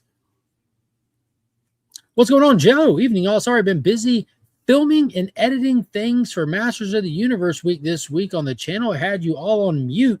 What's this about a DC boycott? Meow. You'll have to rewind. We're not going through it again. Watch the video. Watch the video. Yeah, that's a callback. All right. Speaking of Motu, big week this week. Man, it's got to be one of my most anticipated movies. It just looks so fun, dude. Just the trailers get me excited. I watch them. I smile. I can't wait. It releases next week. He-Man, Masters of the Universe. Yeah, that's right, Joe. The good island, not the bad one. I should have said that. I'm sorry, brother. Joe's seen it. Joe's already given it high score, high praise. You know, Joe scores everything between a 7.5 and an 11, and he gave it a solid 9.5, I believe. Wow, that's a high score. Yeah. He said it's super good. I've seen all the early non-spoiler review things that people could put out. One guy put out a picture of He-Man and said bad news. He says, yo, if you were coming over here looking for some kind of fluffy, I hate this movie, bullcrap, what have they done review, you're in the wrong place because Amazon just brought it. Like everyone is absolutely loving it. I can't wait. We talked about how the theater chains invested extra heavy into this movie with the marketing and the merchandising. But I can't wait to see it. My biggest complaint, I brought it up a few times, that didn't seem like there were IMAX screens for it. Turned out there weren't. Star Wars had taken the IMAX screens from it. With so many movies coming out around the same time, you have to compete for these screens. You have to get in and reserve them early. It's like a first come, first come basis kind of thing. Well, IMAX is kicking Star Wars out. They said, go now get your movie sucks. No one's watching it. It's terrible. People don't care about you anymore. We need these screens stat for He-Man. What do y'all think of that? Star Wars had locked in apparently like 3 weeks, and then IMAX said, "No, I think we're just going to do 2 because you're really not even doing that." Yeah, I'm excited for it too. I have my tickets for Saturday morning. It's on a regular screen because that's all that was there. Hopefully, they'll have the IMAX up pretty soon, so I can switch to that. But yeah, I'm really excited for it. I'm gonna check Fandango here. So in my area, we had one of the, like they did with Superman, one of those early day screenings. They did the widespread early day screenings where there's one showing that day, and it is an IMAX, but that's the day that Finn has his double karate class where he teaches the youngsters in one class and then takes the class. So I'm not interrupting that. I'm not upheaving their regular routine and all that stuff to go see He-Man. I'll just go the next day, which is a Thursday anyways. And I'll be off Friday morning, and I'm going to take the kids with me. I want, I like having them with me. It's nice when you have awesome kids. You enjoy being around them. So we'll go Thursday. Hopefully they'll update my area and they'll get those IMAX showings listed. As of the time of starting this live stream, they were not listed, but otherwise we'll just see it on the biggest screen that we can see it on. I can't wait. Support the hell out of it. Support these theaters. Looking forward to it. Might end up being one of those ones that I pull money out of the little save away stash I have and let the kids get some cool buckets and stuff. And you ought to, he sent the thing in the private chat saying this computer was locked in for an update, so he's got to update. Or I have an idea for you. I bet you it's probably less than 300,000 points for you to buy some of those. Probably, yeah. Looks like a cool flick. Excited for all the character cameos, but I'm not sure if it will be as good as Mando and Grogu. That movie ruled. Drew, you just like to be a contrarian at this point. I enjoyed Mando and Grogu. Like, I had fun watching it. You can't argue it's a great movie or anything. It's so par for the course, but it wasn't bad. It wasn't bad at all. My kids loved it. It was Finn's favorite movie he's seen this year. But calling it saying it ruled, I mean, that's a little far, you know. I think I gave it a 6. I think last year. I gave it a 6.5. I enjoyed it a lot. Did nothing new. It did nothing exceptional. It was there. Singing again this Friday, taking my nieces and got a date with their soccer coach. Oh, cool. And she's a 10 out of 10. Not an 11. We'll hopefully after the date she's an 11. Joe gives an 8.5. That's pretty low. On a scale of 8.5 to 11, that's pretty low. Yeah, it was enjoyable. It was one of those ones that I was asked, would I watch it again? Probably not. Probably not. I don't see myself sitting down and watch it again. And that's coming from a guy who's seen every single Avatar movie literally multiple times. The first 2 more times I even have a number for. The most recent one I've watched 4 times since its release. Like, that's just at home. I think I saw it in theaters twice. I'll sit through a movie. Speaking of movie theaters and releases, did you see what Netflix announced this week? I didn't. What happened? They're apparently doing a whole new Narnia movie series. Oh, yeah. Greta Gerwig. Yeah, I'm excited for that. They're going to release the first movie, at least anyway. They're going to release it into theaters. Well, we'll see how it goes. I'm interested to see what Greta does with that. Because Narnia, C.S. Lewis is a very specific thing with specific themes. It's literally a Christian allegory for Christ. And so to be honest with you, if she goes into that, like with the intent of disrespecting, I'm not going to participate in it. Like, it just won't, I don't have any interest in watching an intentional smear on like an attack movie kind of thing. Mm-hmm. Narnia is such a great universe of stuff, and we have an exceptional run of films, and it has been a while. It'd be great to see it reintroduced. And Greta's a phenomenal filmaker, right? So and apparently they're going to do them.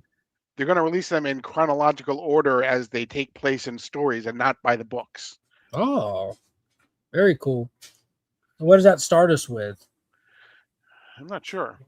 Is it Dawn Treader? I don't know. Do y'all remember being little, like it might have been 4th grade or something? I don't know. It pops in me like when I was getting ready for bed, I was having to read through Voyage of the Dawn Treader, and just I remember vividly the night he sat there and we read some of it. It was when like the mice were fighting on the ship. Mm-hmm. Yeah, this kind of tight. The Lion, the Witch, and the Wardrobe was one of the first books I can ever remember reading. Yeah. But yeah, it doesn't have to be for everybody. But I mean, that would just be crazy if she kind of goes in there with we're going to do a modern spin on this. Like, what? Like, I don't know. But it'd be cool to see it just retold. And again, Paul, some things are not meant to be inspired. They're meant to be adapted. Lion, the Witch, and the Wardrobe is a property. C.S. Lewis's Narnia stuff is meant to be adapted. You're not meant to be inspired by it. And that, I'd fear that if you try to take inspiration from that book, you're just taking the IP and you're drawing inspiration from something else and inserting it into the IP. The IP comes with its own inspiration for that one.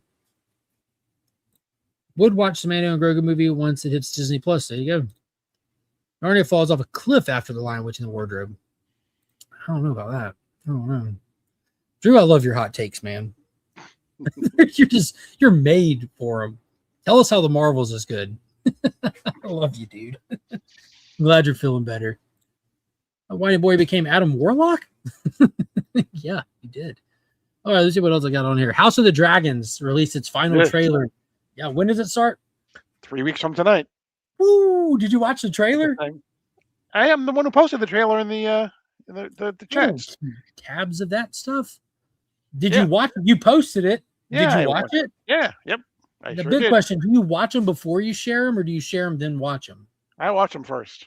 There you go. He's like, I gotta see if it's good before I share it. I'm not sharing garbage.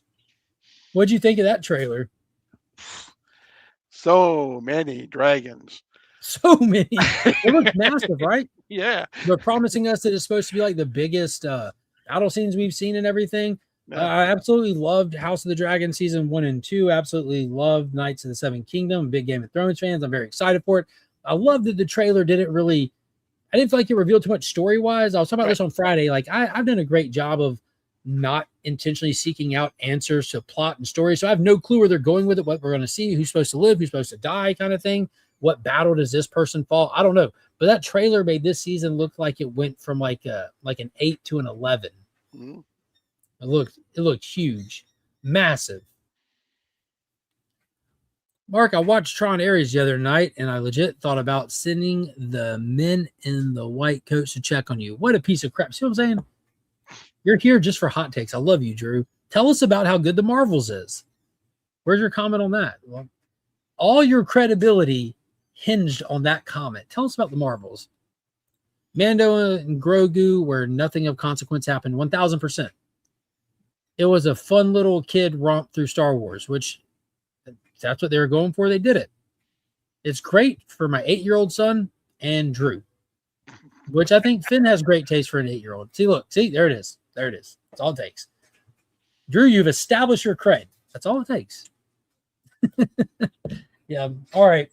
Paul, I do want to touch on this absolute Green Arrow thing. Yep. It's been out for a week. People have had time to, hey, perfect timing. Steve's back. We're going to touch on the absolute Green Arrow topic.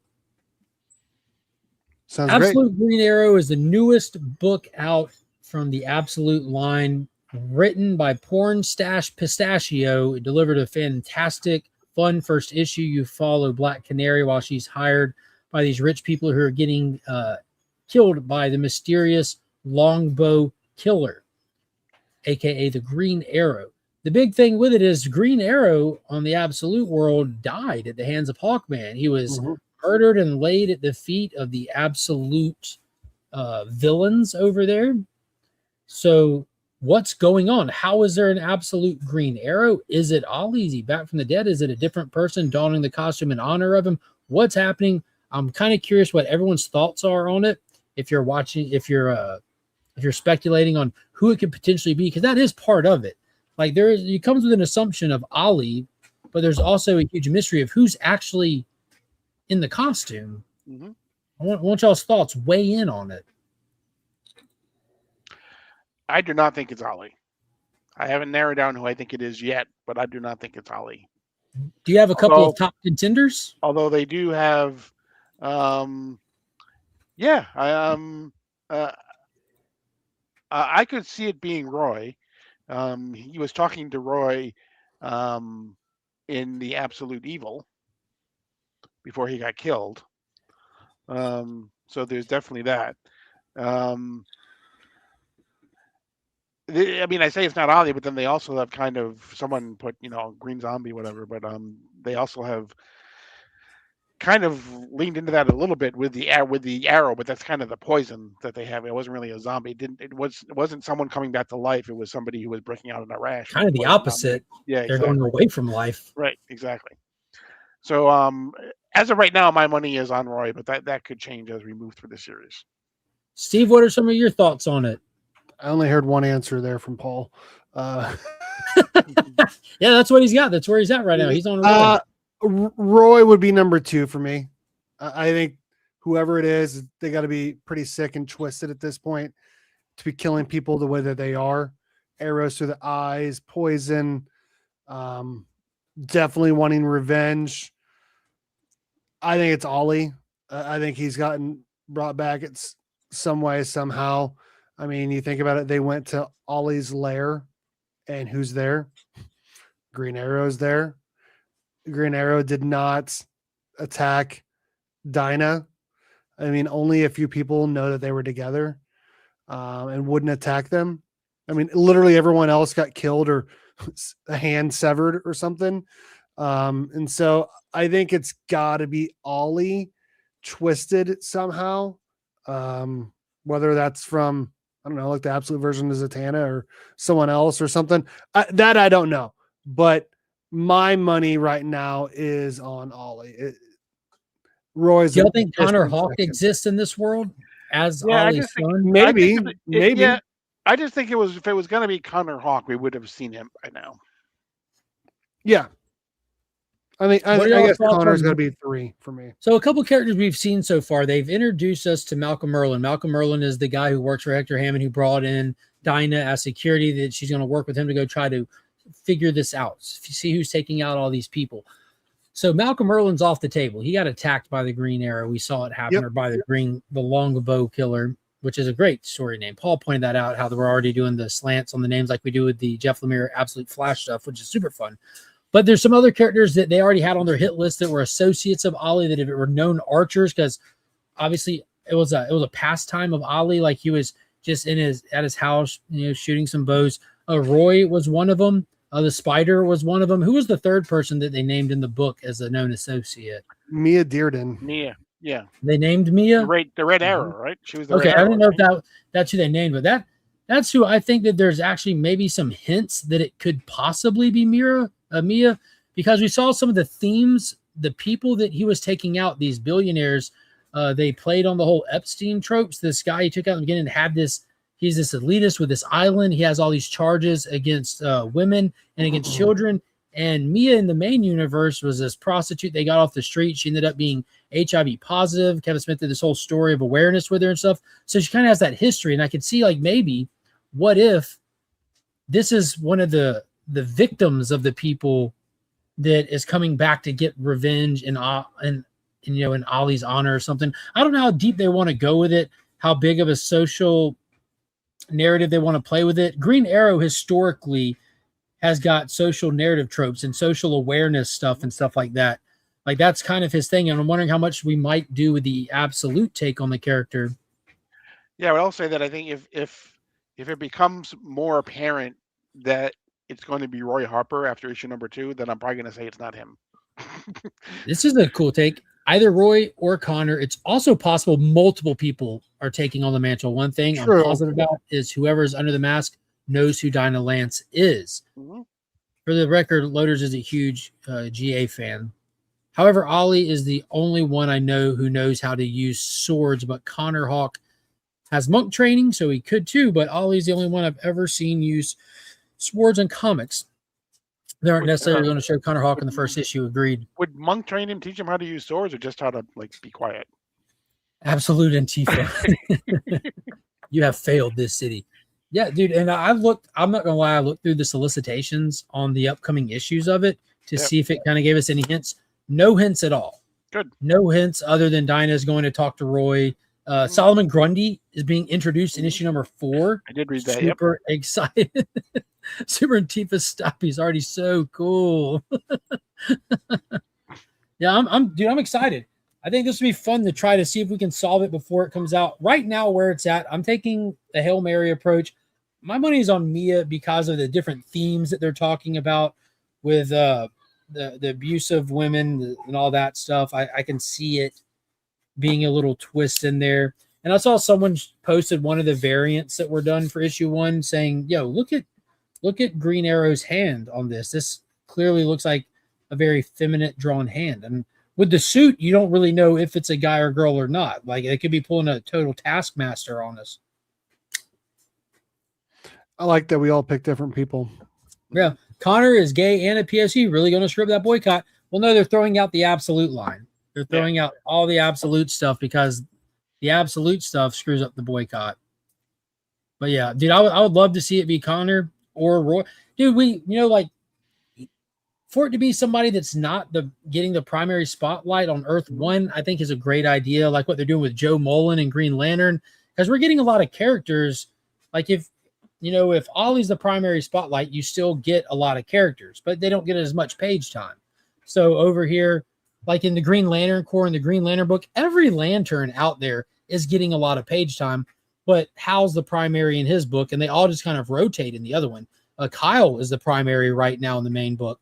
But if you spotlight someone else and page time the other characters, I think is a great idea. So now I just picture the guy who had the spider tattoo going, what? Nobody thinks it's me? No one thinks it's me. Well, what am I? Chopped liver?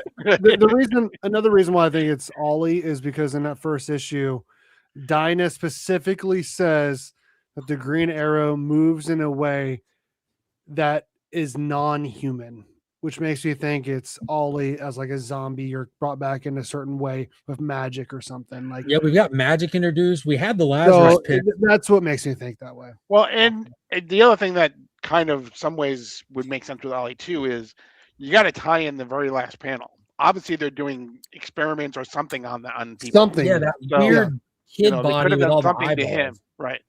Yeah. Mina would be an amazing twist for sure. It would subvert everyone's expectations except mine. But keep this in mind.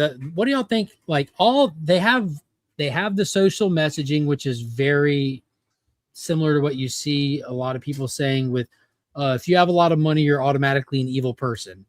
Billionaires are evil, and if you're rich, you're evil. Right. In this book, all the rich people are evil, but Dinah goes out of her way to remind us, except for Ollie, he's a good person. He's got all that money, but I knew him. He's a good person. He's a good person. Right. Do y'all think the twist of this book could potentially be that Ollie was just another one of the dirty billionaires, and she's going to discover that along the way? That's possible. That is something that I thought about when I read it. Yeah. So we think that Ollie's, how much backlash would there be if Ollie ended up being a Jeffrey Epstein? Yeah, I mean, I don't know. I mean, it honestly reminded me of like the first season or 2 of Arrow, where he's just straight up killing people. Like he's not a hero, even though like it seems like he thinks he is. But who knows? Who knows if that's actually Ollie or what's going on?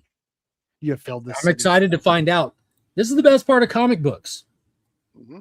Where we don't know, but we're excited to find out. Until Drew's point, like you said earlier, I hope they drag it out. Is this a 6 issue? Yes. And I thought I would never say this, but I can't wait till Pornsack tells us. Well, I mean, that is one, by the way. What's that? Pornstash Pistachio, the writer of Absolute Green Arrow, will be at Heroes Con. Bring your Pornstack Pistachio. Yes, Pornstash Pistachio. Yeah, that is one. You say that to him, see how much he signs. I will. Hey, Pornstash, I love your work. That is one issue I had with The Last Ronin, is they said who it was at the very end of the first issue. They should have dragged it out till issue 3 or 4.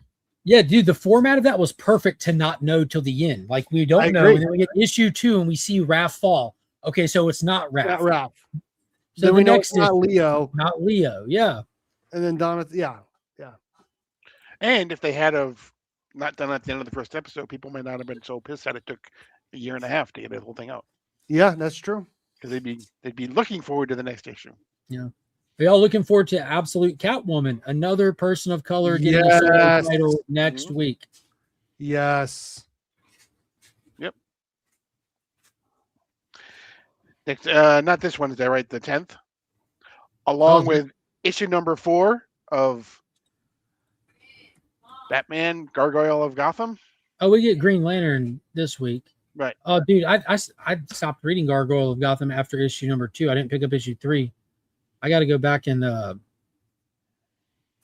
don't know if I am going to go back. The artwork's beautiful, but I don't remember caring much. The bad guy with the hammer and the artwork was just incredible. What is it, Raphael Grampa? Yeah. It's gorgeous. Did you see what he did this week? Accidentally leaked the whole thing out?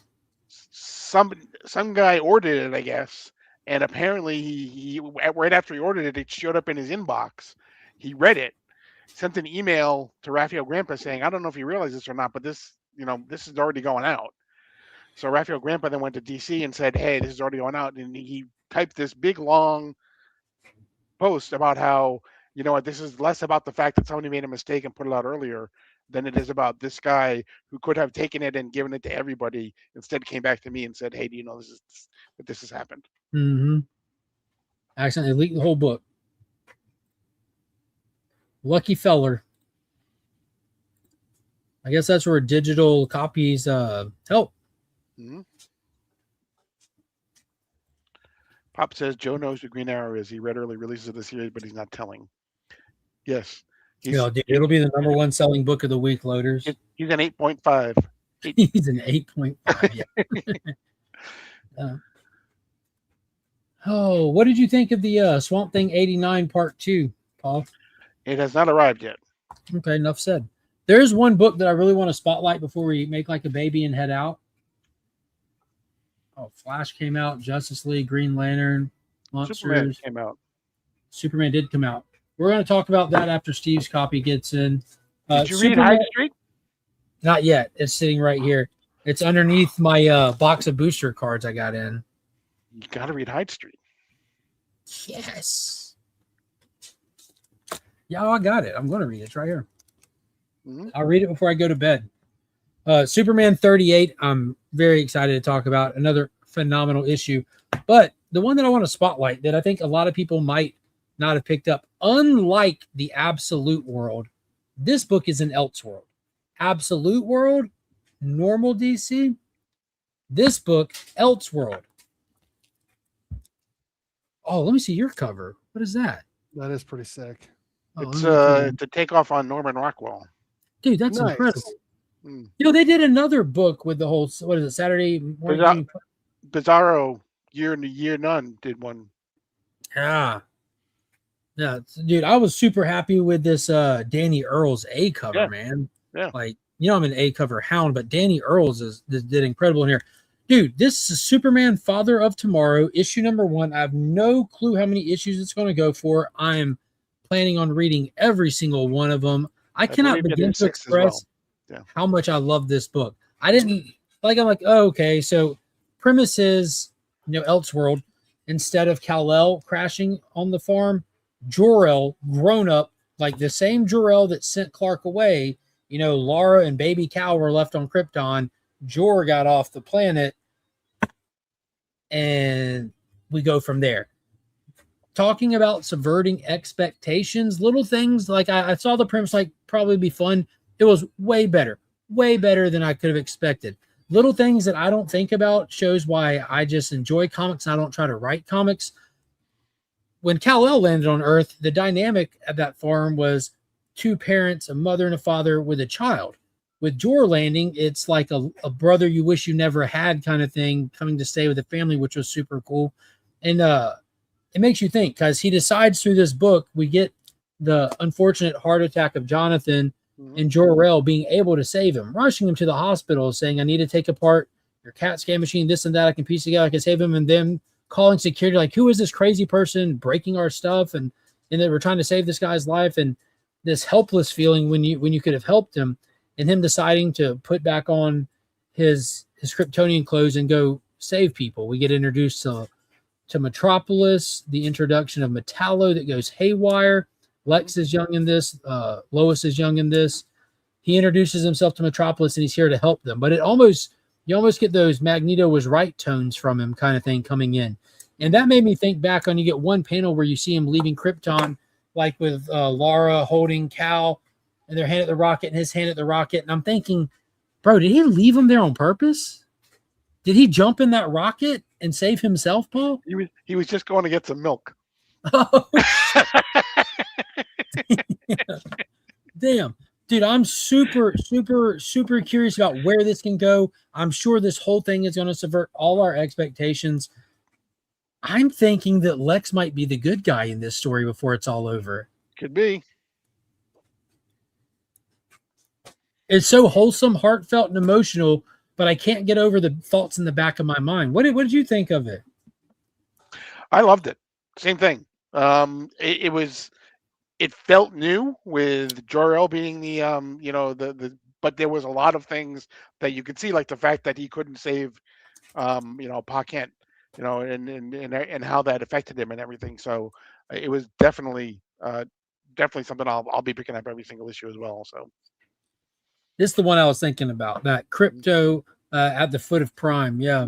Yep. Jor-El needed smokes. You had to go get some scratch offs. That's what I tell my kids. Kyle will walk out of the house. Where are you going? Oh, she's going to get some scratch offs. She'll be back.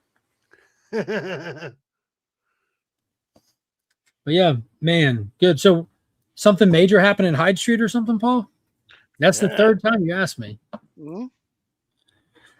Well, I'm going to read it where we're at the 10:30 mark. About to make like a baby and head out. Got to work tomorrow. No school for the kids. I want to have time to read this book. I'm super excited now. Guys, it's been a fun show. Great conversation. I appreciate everybody coming and watching. Covered a lot of good stuff. The last thing I do want to talk about for a minute before we go is the most important thing that happened all week long in all of comic book news. Yeah. Turok is back. Turok is back. It was the first and last thing you wanted to talk about. Start the show in the show. Robert Kirkman, under his Skybound imprint at Image Comics, has acquired the rights to Gold Key, Turok, Magnus the Robot Fighter, and Dr. Solar. That's big news. That is big news. Let me see if I can get this real quick. Get some info. I'm just going to read the bullet points. It was Bleeding Cool News that released the article. They had a scoop on it. Said Robert Kirkman, Skybound, and Image Comics are set to revive Gold Key Heroes, Magnus, Turok, Solar. The reported Gold Key Comics deal could bring new series, creative teams, and first artwork in time for San Diego Comic-Con. When's Comic-Con, Paul? MegaCon next year is in May. It's a different month. It was February this year. It's May next year. I thought he said San Diego Comic-Con. But I think he's talking about San Diego Comic-Con, which is usually July.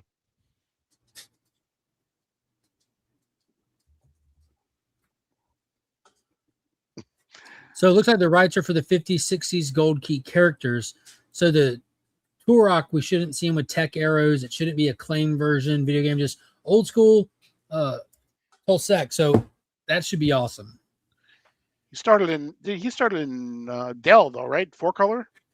Yeah. Very first issue, right? Western, yeah. Then it just didn't change number, didn't change nothing, just swapped it to Gold Key because it's going to be awesome. It's going to be interesting. Then Dr. Solar, same thing. Magnus the Robot Fighter, same thing. So not Valiant's take on him. This will be him in the Lost Land, the Indian that time travel just went through a little portal and ended up in the dinosaur era. Me and Paul were talking, and dude, he said something like, "Dude, Daniel Warren Johnson on Turok. That's what I want. That's what I need. That would be crazy." I did say that. They've fizzled out, but I've read through all those, man, and I got to tell you, I didn't read a single bad era. I haven't read a single bad take on Turok, but that's coming from me who grew up with playing the Nintendo 64 stuff. So I was more accustomed to the Joshua Fireseed. I was more accustomed to the idea of it being a mantle that they introduced. So yes, that's coming from you who makes Turok angels on the floor. Yeah, I do, don't I? Yeah. So, dude, we're like Nostradamus when it came to this. We were working on this since Heroes Con last year. That getting Turok, getting Bart Sears, the same guy who drew this, the same guy who drew our Comics Curing Cancer cover A. That's so awesome. I'm beside myself excited. Dude, there's just Turok stuff just laying around. Like, go watch this movie. I think it's free to watch on YouTube. It's incredible. Super violent. R-rated for violence alone.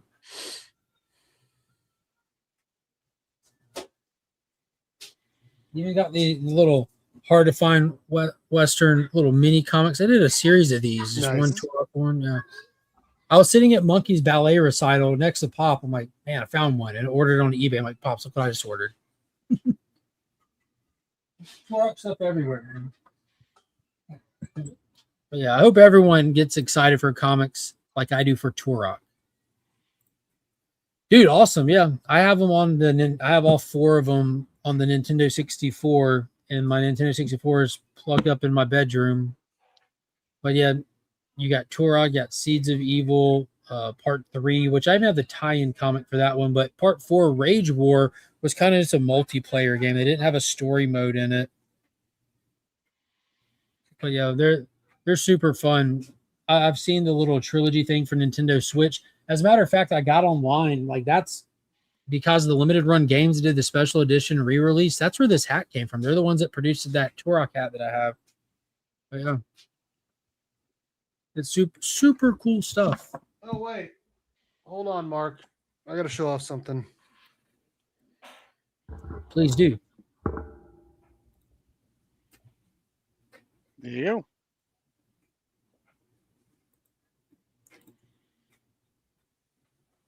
What have you got there, Steve? I have my Comics Curing Cancer shirt for 2026. Featuring art from Bart Sears, Hunt for the Cure. Y'all can get those at comicscuringcancer.org. I would really, really love to see anybody going to Heroes Con who has a C3 shirt. I talked about it last year in Push Up, and a lot of people did it. I appreciate it. Saturday, rock your C3 shirts. Let's try to flood the show floor with Comics Curing Cancer stuff. It would be incredible. It would be incredible. Rob was so pissed at me because I amped that up and talked about it for like weeks leading up to Heroes Con, and we get there and he started talking about it, and everyone's wearing their C3 shirts, and he gets to the booth, and I'm just wearing like my comfy button-up shirt. He's like, what the fuck are you doing? I'm like, oh, what? No. I'm behind the booth. I'm here. We need the people out there to send them here. That is funny, dude. He was so mad at me. Oh, I believe it. Oh, man, it was funny. Rob never like he gets mad quickly. He looks in the vein of Conan. Especially if you send him with the wrong type of tape. What is it? I said Rob gets mad quickly, especially if you send him stuff with the wrong type of tape. He's a big fan of specific tapes. Yes, he is. Dude, Turok is fantastic.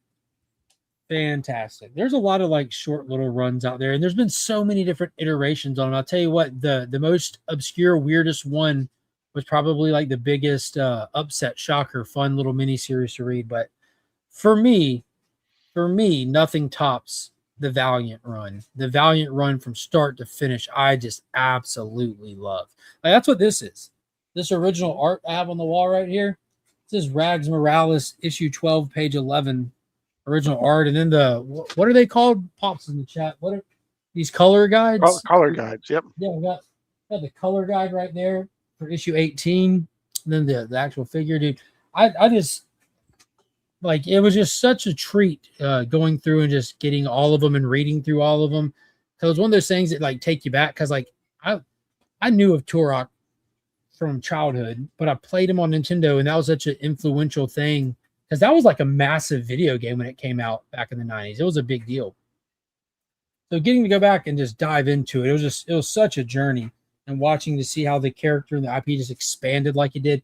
And it took such a weird journey. It was one of the first attempts at a digital comic book where if you wanted the next chapter in this, you had to go to this website to read it. And it actually failed because this was early internet days. And the last one the last chapter didn't even release. And then they took it into this magazine where it talked about the video game, showed stuff. and then had the original an original comic in the middle of the magazine. So like it was they did that for 2 issues through Seeds of Evil, and it was wild. It was super wild. But it's all good stuff. All good stuff. Just go dive into the Valiant stuff if you want to get into it. Yeah. Bad timing that you decided to read that after I sold off the complete series. Yeah. So Pops had the complete series. It was all up on Pops Attic, except for the number 1s. Kept the number 1s. It was just one random day. I'm like, dude, I feel like reading Turok. So I read Turok number 1 because there's always one sitting around me. I'm like, I really want to read issue 2 now. So I called Pops, like, hey, pull all the Turok down. I'm going to come grab it. He goes, dude, most of it's sold. There's only like 4 issues out of the 47 left, not counting the little yearbook that they did and the Hunted 2-issue tie-in that they did. But so I had to rebuy all of it, and I did it in record time. And then got the Dynamite stuff, and when Gold Key got it back, it was fun. But yeah, that's what I'm doing. I'm not going to sit here and drag y'all talking about Turok. Just make sure I'll do a video explaining Turok and why you should support it when Skybound releases it. You know, it's a Native American character, so do it for that. You know, there you go. Like, do a reverse boycott. Support indigenous peoples. Maybe we can get Daniel Warren Johnson on the first run. Let's see if we can do. Let's run that campaign. Joshua Williamson writing and Daniel Warren Johnson drawing. They work for Skybound. That'd be epic. All right, that's gonna do it. I hope you all have a good night. Steve, what do you have coming up on the channel?